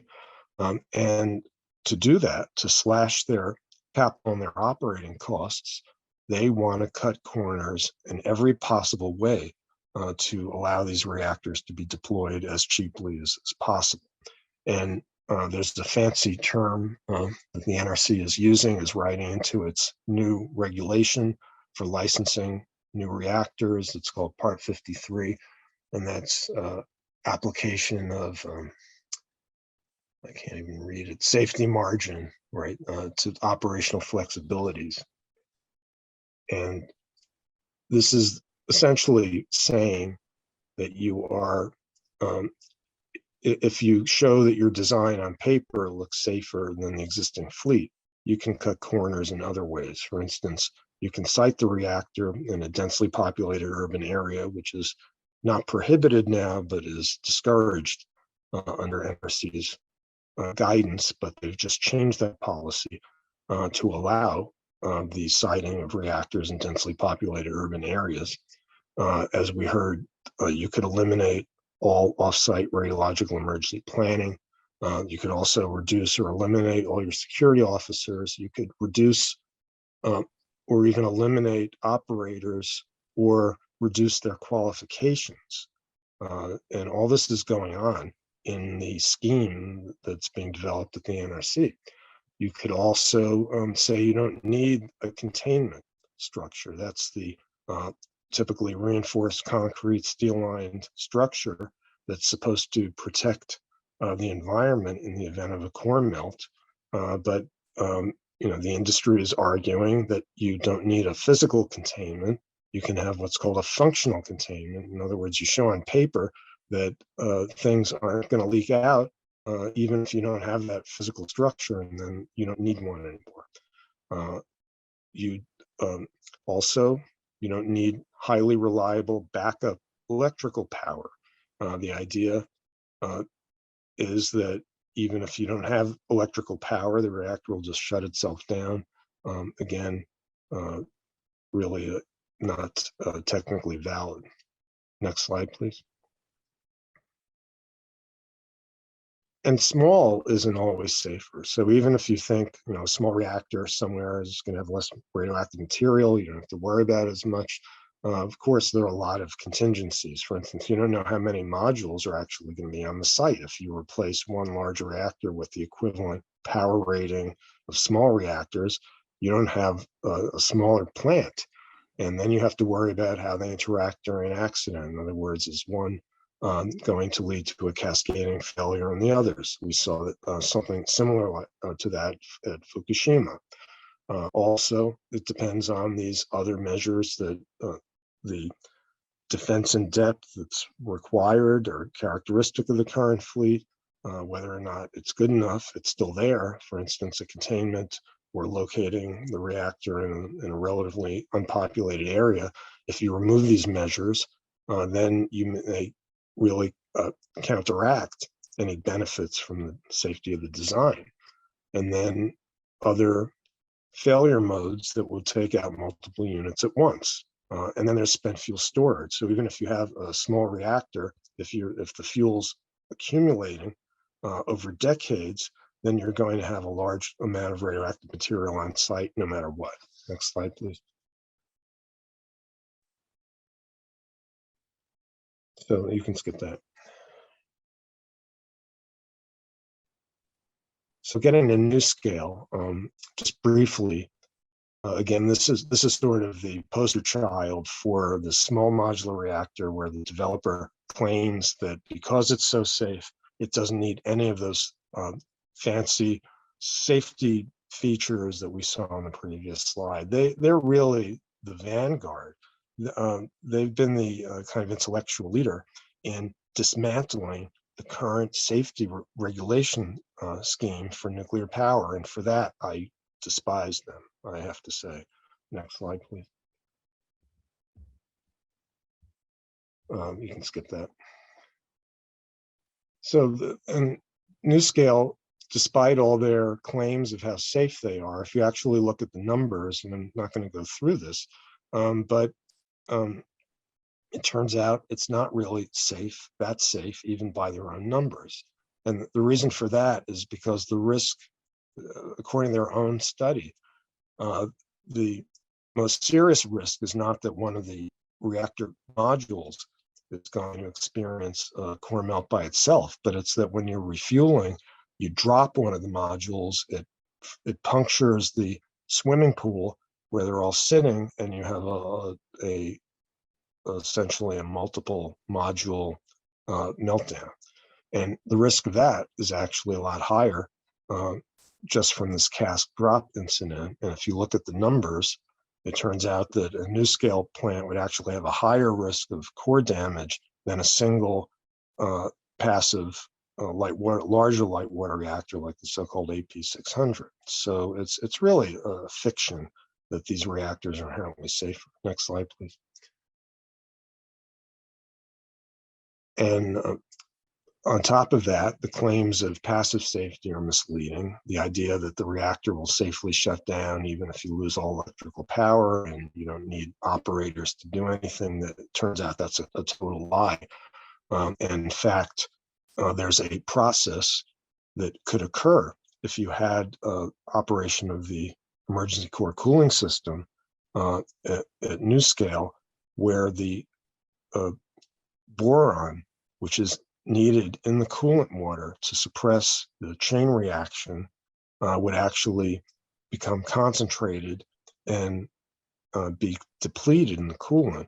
And that means that you could actually have the reactor becoming critical again, that is starting up, even if you thought it was shut down, And that actually could lead to a rapid increase in power, which an NRC staff member who dissented from the NuScale design certification claim would increase the risk significantly. Next slide, please.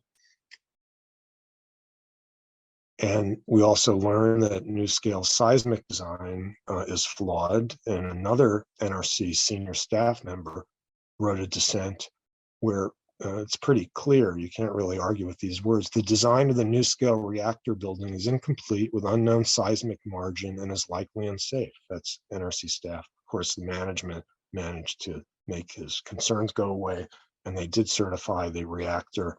The final certification was in July. Next slide, please. Yeah, so I went over this. So, but as we heard, the certification that the NRC issued only applies to a module that's 50 megawatts, and NuScale's already abandoned that size. The larger reactor, that is 50% larger than what was certified, is going to have to go through a separate approval process. And NuScale thinks that it's going to be easy, but I don't, at least if the NRC is going to be serious about addressing the issue, because again, the heat load, the power generation in this reactor is critical for these safety systems. And you can't just increase that by 50% and expect that you're going to have the same margin of safety. They are increasing some of the, they're making some adjustments, but probably not to the extent that you would need to maintain that same level of safety margin. And so I think if the NRC approaches this honestly, it's not going to be an easy task for them to get this additional standard design approved. And I think that's all I have, and I apologize for talking too long. Thank you. Thank you so much, Dr. Lyman. All right, so it is my honor to introduce our next speaker, David Schlissel. David Schlissel is the Director of Resource Planning Analysis with the Institute for Energy Economics and Financial Analysis, IEFA for short. His work focuses primarily on the technical and economic viability of resources being used or being processed or proposed for use in the electric power sector. David has nearly 5 decades of experience testifying as an expert before state regulatory commissions in over 35 states, state legislatures, federal and state courts, and the U.S. Nuclear Regulatory and Federal Energy Regulatory Commissions. He also has prepared and published reports and financial analyses on the economics of existing and proposed power plants. As part of his energy work, David has consulted for states, cities, municipal utilities, state regulatory commissions, investors, and environmental and consumer organizations. And I will be screen sharing, and I will turn it over to you, David. Thank you so much. Thank you very much.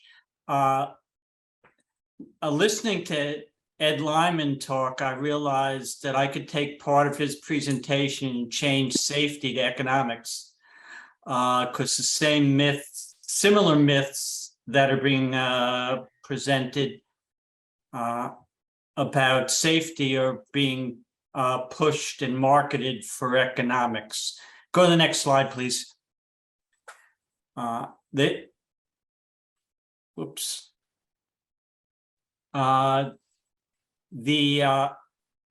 least 9 different small SMR designs are being marketed around the world. None of them have been built and operated. So from an economic point of view, as well as Ed explained for the safety, we really don't know how much it's going to cost to build these SMRs and what it's ultimately going to cost. How long it's going to take to build them and what it's going to cost. The lead SMR design is as Ed mentioned, NuScale Power Corporation.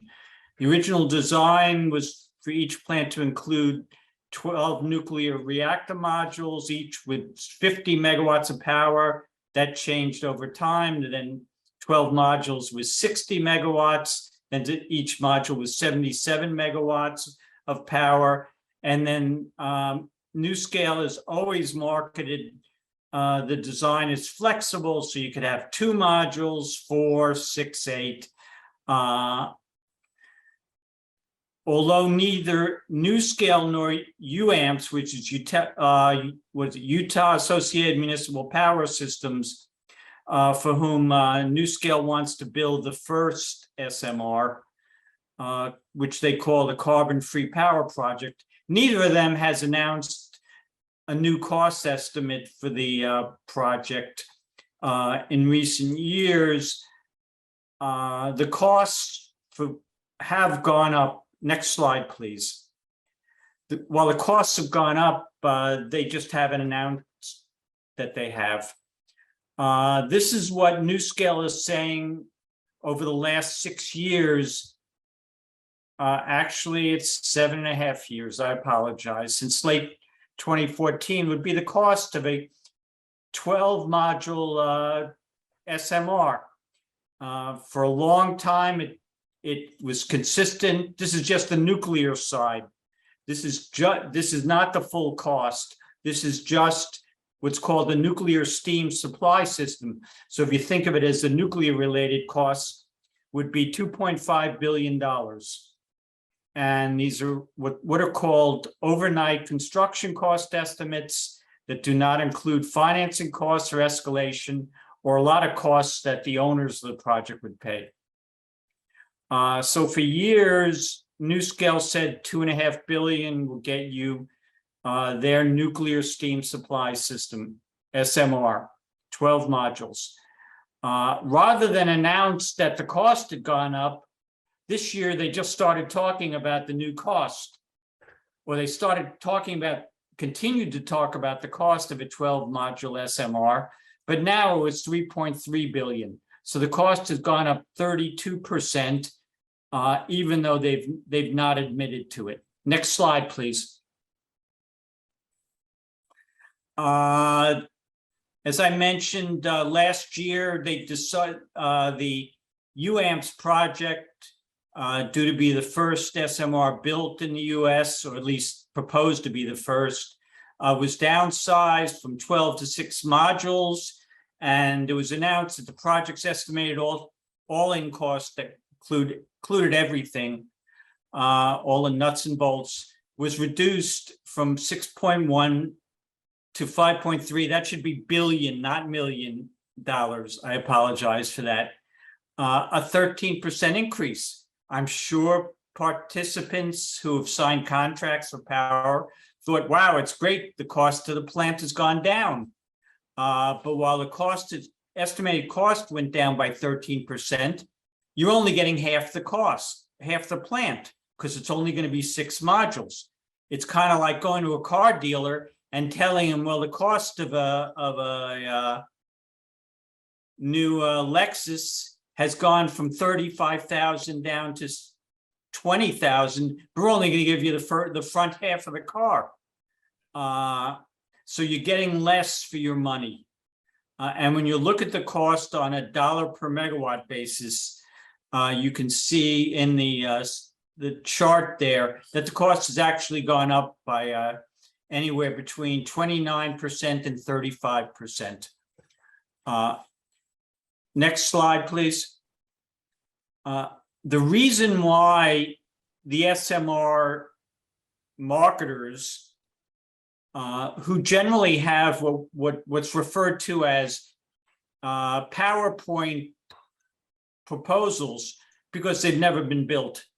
The reason why they want it, they're trying to convince investors and possible customers that they will be cheaper than the plants built in the past, is because the history of the nuclear industry is exactly the opposite. Arjun, at the beginning of this town hall, talked about the Vogtle nuclear project in Georgia. The cost of that project, two large nuclear reactors, has grown by over 140% during construction. Originally, it was supposed to cost $14 billion, $14 billion and change for the 2 reactors. Now the estimated cost is over $34 billion for the same reactors. This is an old slide. I apologize for that. Now the Georgia Public Service Commission staff estimates that the cost of power from the Vogtle plant will be $167, not $150 per megawatt hour. This slide has some more examples of nuclear plants around the world whose cost has gone up dramatically. NuScale also says that they'll build these modular reactors in a factory, only they don't have the factory yet. And they won't say when it will be or where it will be. They claim they can build it in 3 years. And as you can see, the other bars, the actual cost or currently, actual schedules of, 9 or 10 other nuclear plants now under construction or that have been completed recently are much longer than NuScale claims it'll be able to achieve. And there's no reason to believe NuScale's claims. Next slide, please. NuScale claims that this plant's going to run full time. Well, is not going to run full time. What they originally started to talk about was how it would be used to load follow, which means that if you had renewable resources online on your grid, that when the sun didn't shine or the wind didn't blow, that this reactor would crank up its power and back them up. And basically, so you would have, as Arjun talked about, you'd have power on the grid into all those hours when it was needed. Next slide, please. Only the problem with that is that because most of the cost of a nuclear power plant is fixed, which means you incur it whether you generate 1 megawatt hour or whether you run for 1 hour or whether you run for every hour in the year, the fixed costs are exactly the same. So the less the reactor runs, the higher the cost per megawatt hour. On the left here, you can see a NuScale prepared chart, which shows in the blue squiggly line, the output of a wind farm in, I think it's Idaho or Montana. And you can see that during the hours of the day, the wind goes up, generates more, and then it generates less. So when the wind power goes down, the orange line, which is the output of the NuScale reactor, will go up and will increase to make up for the decrease in the wind. Now that sounds great in theory, but what happens is that because the plant is not running full out, the cost goes up dramatically. Plant's capacity factor is a measure of how much it generates compared to what it would generate if it operated at full power for every hour of the year. In the chart on the right, you can see that if the plant operated at at what NuScale says will be a 95% capacity factor, which is almost every hour in the year, the cost will be $58 per megawatt hour. But what happens is if it follows the load, in other words, goes up when the wind power in this example goes down, the price will go up the more the less the nuclear plant is operated. And the cost becomes dramatically higher, the average cost of power. Now, the reason why this is important is that the reactor will never be operated the way they claim. It'll never be operated to kind of complement renewables. It will displace the renewables because the cost gets too high and it's not economic for the owners to operate it like that.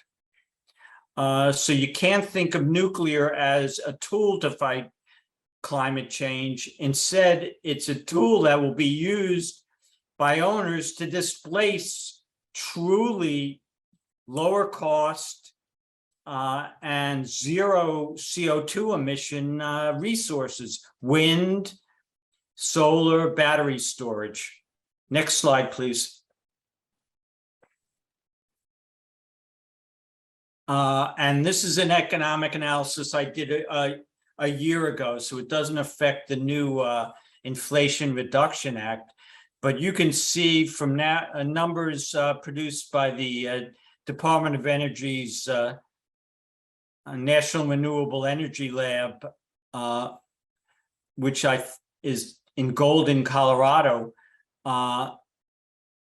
Those are the three lower lines, and that's the $58 per megawatt. The blue line that's flat is the estimated or the claimed target price for by NuScale. The reactor is much more expensive than renewables. Next slide, please. If you want to see the big report we wrote, my colleague Dennis and I wrote back in February, there's a link. If you have any questions, I know I've rushed through it, but I figure people are eager to eat, as I am. You can send me an email. I'll be happy to talk with you and answer your questions. Take care. I hope I haven't talked too fast. Thank you so much, David, for that presentation.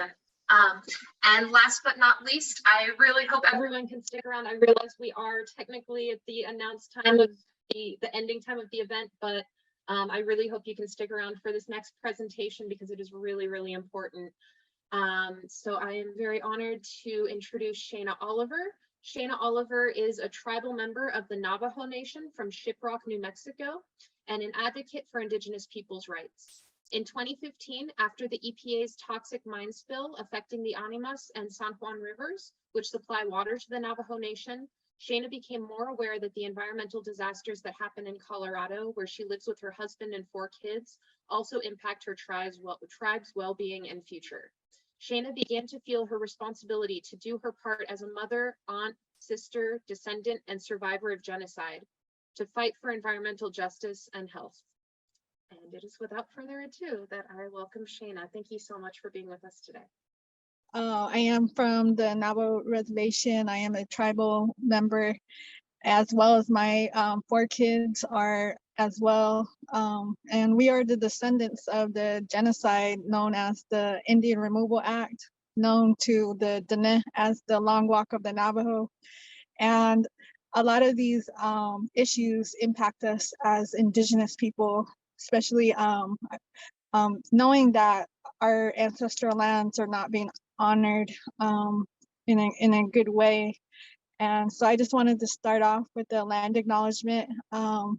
We, as an Indigenous woman, mother of 4, sister, aunt, granddaughter, and daughter of the community, that we recognize that as the U.S. nation, we stand on the stolen lands of over 574 tribal nations.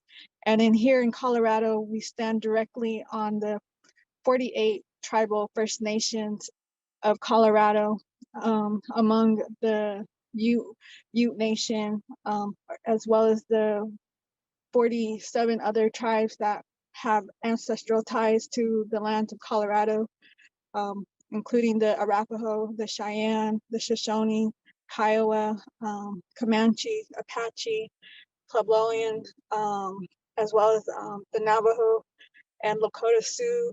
All these nations had ancestral ties to this land that is only recognized by, is only federally recognized by the Ute Nation. And a lot of our ancestral stories are held on these lands that we call Colorado. And being a Dene, we have 2 sacred mountains in southern Colorado. And from our experience with uranium, coal mining, oil and gas extraction, as well as the excessive resources utilized our water for these power plants as well, that become waste to our lands after once utilized through these type of energy programs like uranium that we're talking about here today. And what the history that the Navajo people hold there's a lot of history that goes unrecognized. And as a Dene woman, I'm originally from the Shiprock, New Mexico, which is on the Navajo reservation on the New Mexico side. And a lot of our family members, my grandfather was among one of these Navajo men and women that were the miners of uranium before the EPA was created. And they were allowed to mine uranium without protective gear, and they weren't told about the health risk of dealing with uranium. So my grandfather sacrificed himself, as well as these many other Navajo women and men that worked during that time, sacrificed themselves to provide a living for their families in order to sustain their community. So we understand the hardships that goes between deciding where you're going to work, and but they were never informed about these health risks or the environmental concern. There was no mitigation or informal or formal.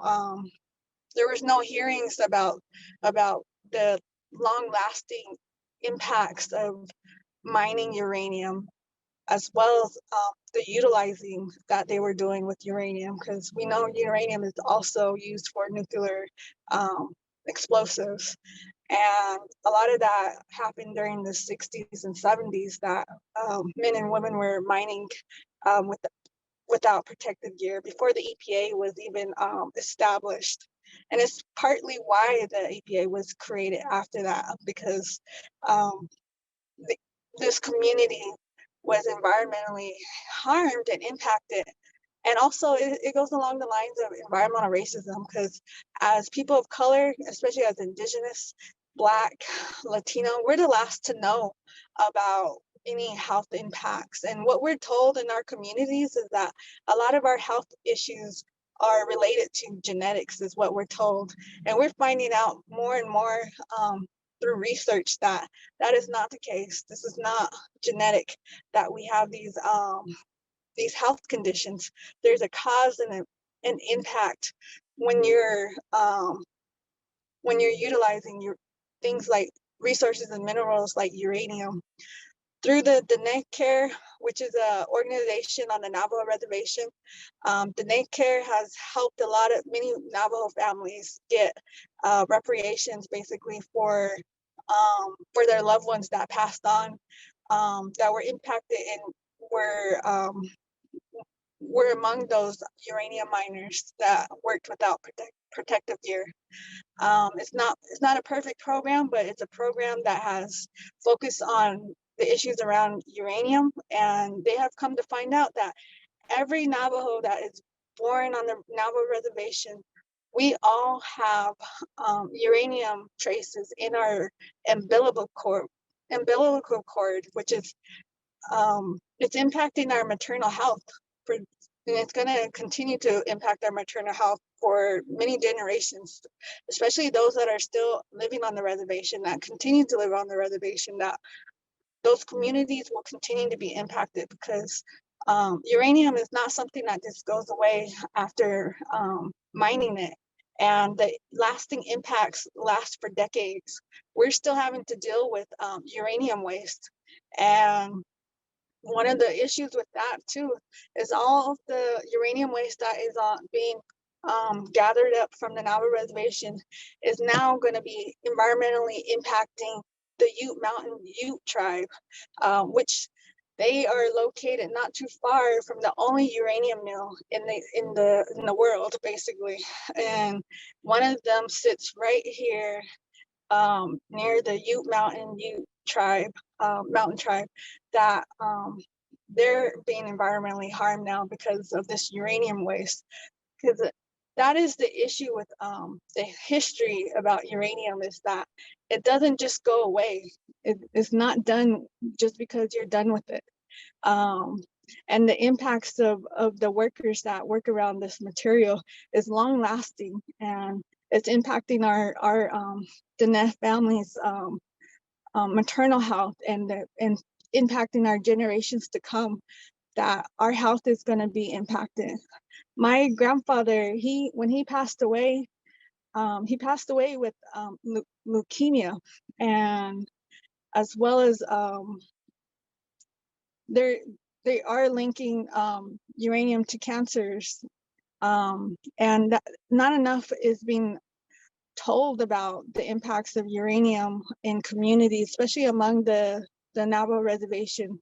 Not many people know that how the abuse of extraction has been going on our tribal communities, and the Navajo Nation has been targeted through their treaties that it allows the government to abuse our communities' minerals and resources through those environmental harms that we call laws, policies, and regulations.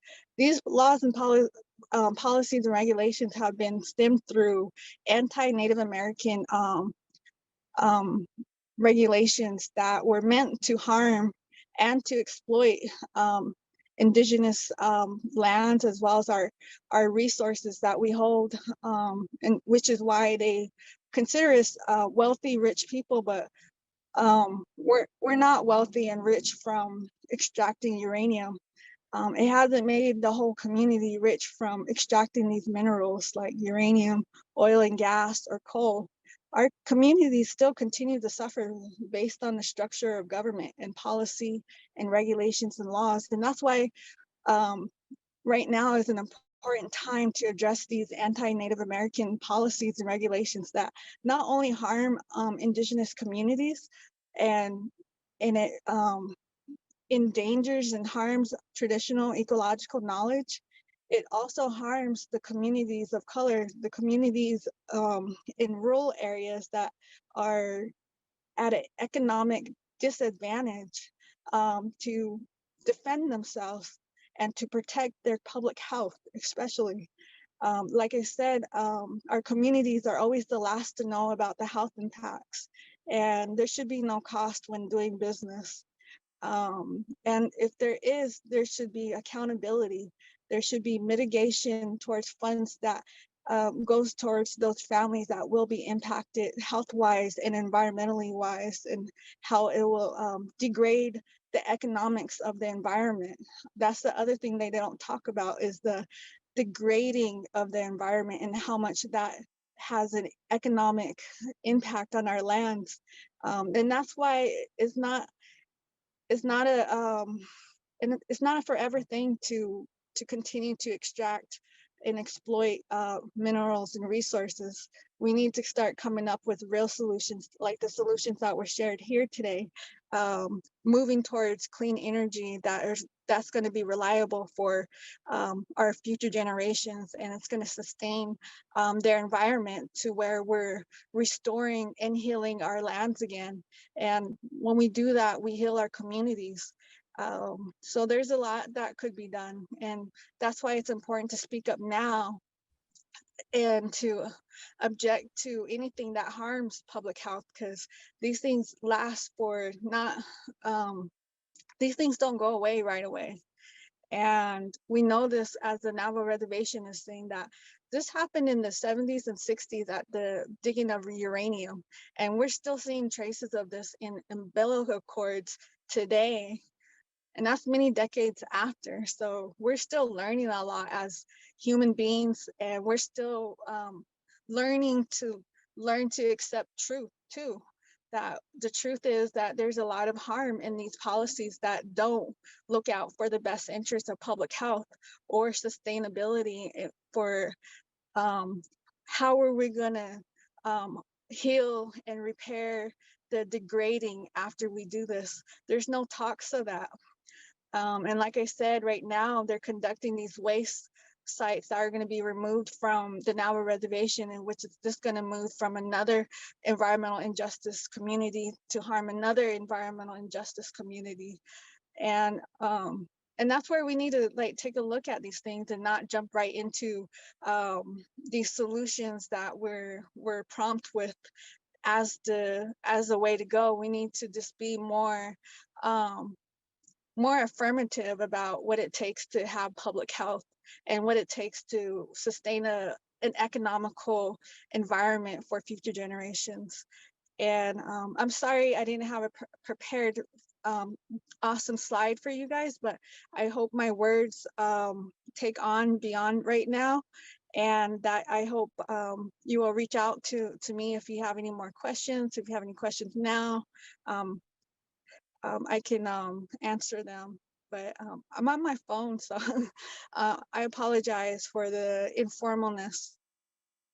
Thank you so much, Shaina, for sharing all of that. And just thank you so much for speaking to the real human impacts that are being experienced on the Navajo Nation by the toxic legacy of uranium mining. It's really not something that gets talked about enough or acknowledged enough.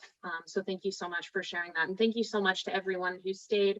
I know we went over time. We really should have budgeted more time for each of the panelists because everyone has such a depth of information and experience to share. So I'm really, really grateful to everyone who stuck around. And it seems like the vast majority of people on Zoom did stick around, which is. As we wrap up, I want to, first of all, I think we've made a pretty strong case tonight for the notion that these small modular reactors are really not the answer that Pueblo needs. We've already got plenty of environmental injustices facing our community, and the last thing we need is an energy source that is the most expensive way to generate electricity. It's water intensive, it's hazardous to our health, and it poses a serious risk of meltdown or some kind of catastrophe, which could literally render Pueblo and surrounding areas unlivable for generations to come. I don't think that's a responsible way to go for Pueblo, and I really don't think that it's the way to go that's going to bring Pueblo a bright or prosperous future. And I think that with our experts here tonight, we've kind of, again, made a very strong case for that. And that concludes our event. Once again, thank you to everyone that's helped out with this event and everyone who attended.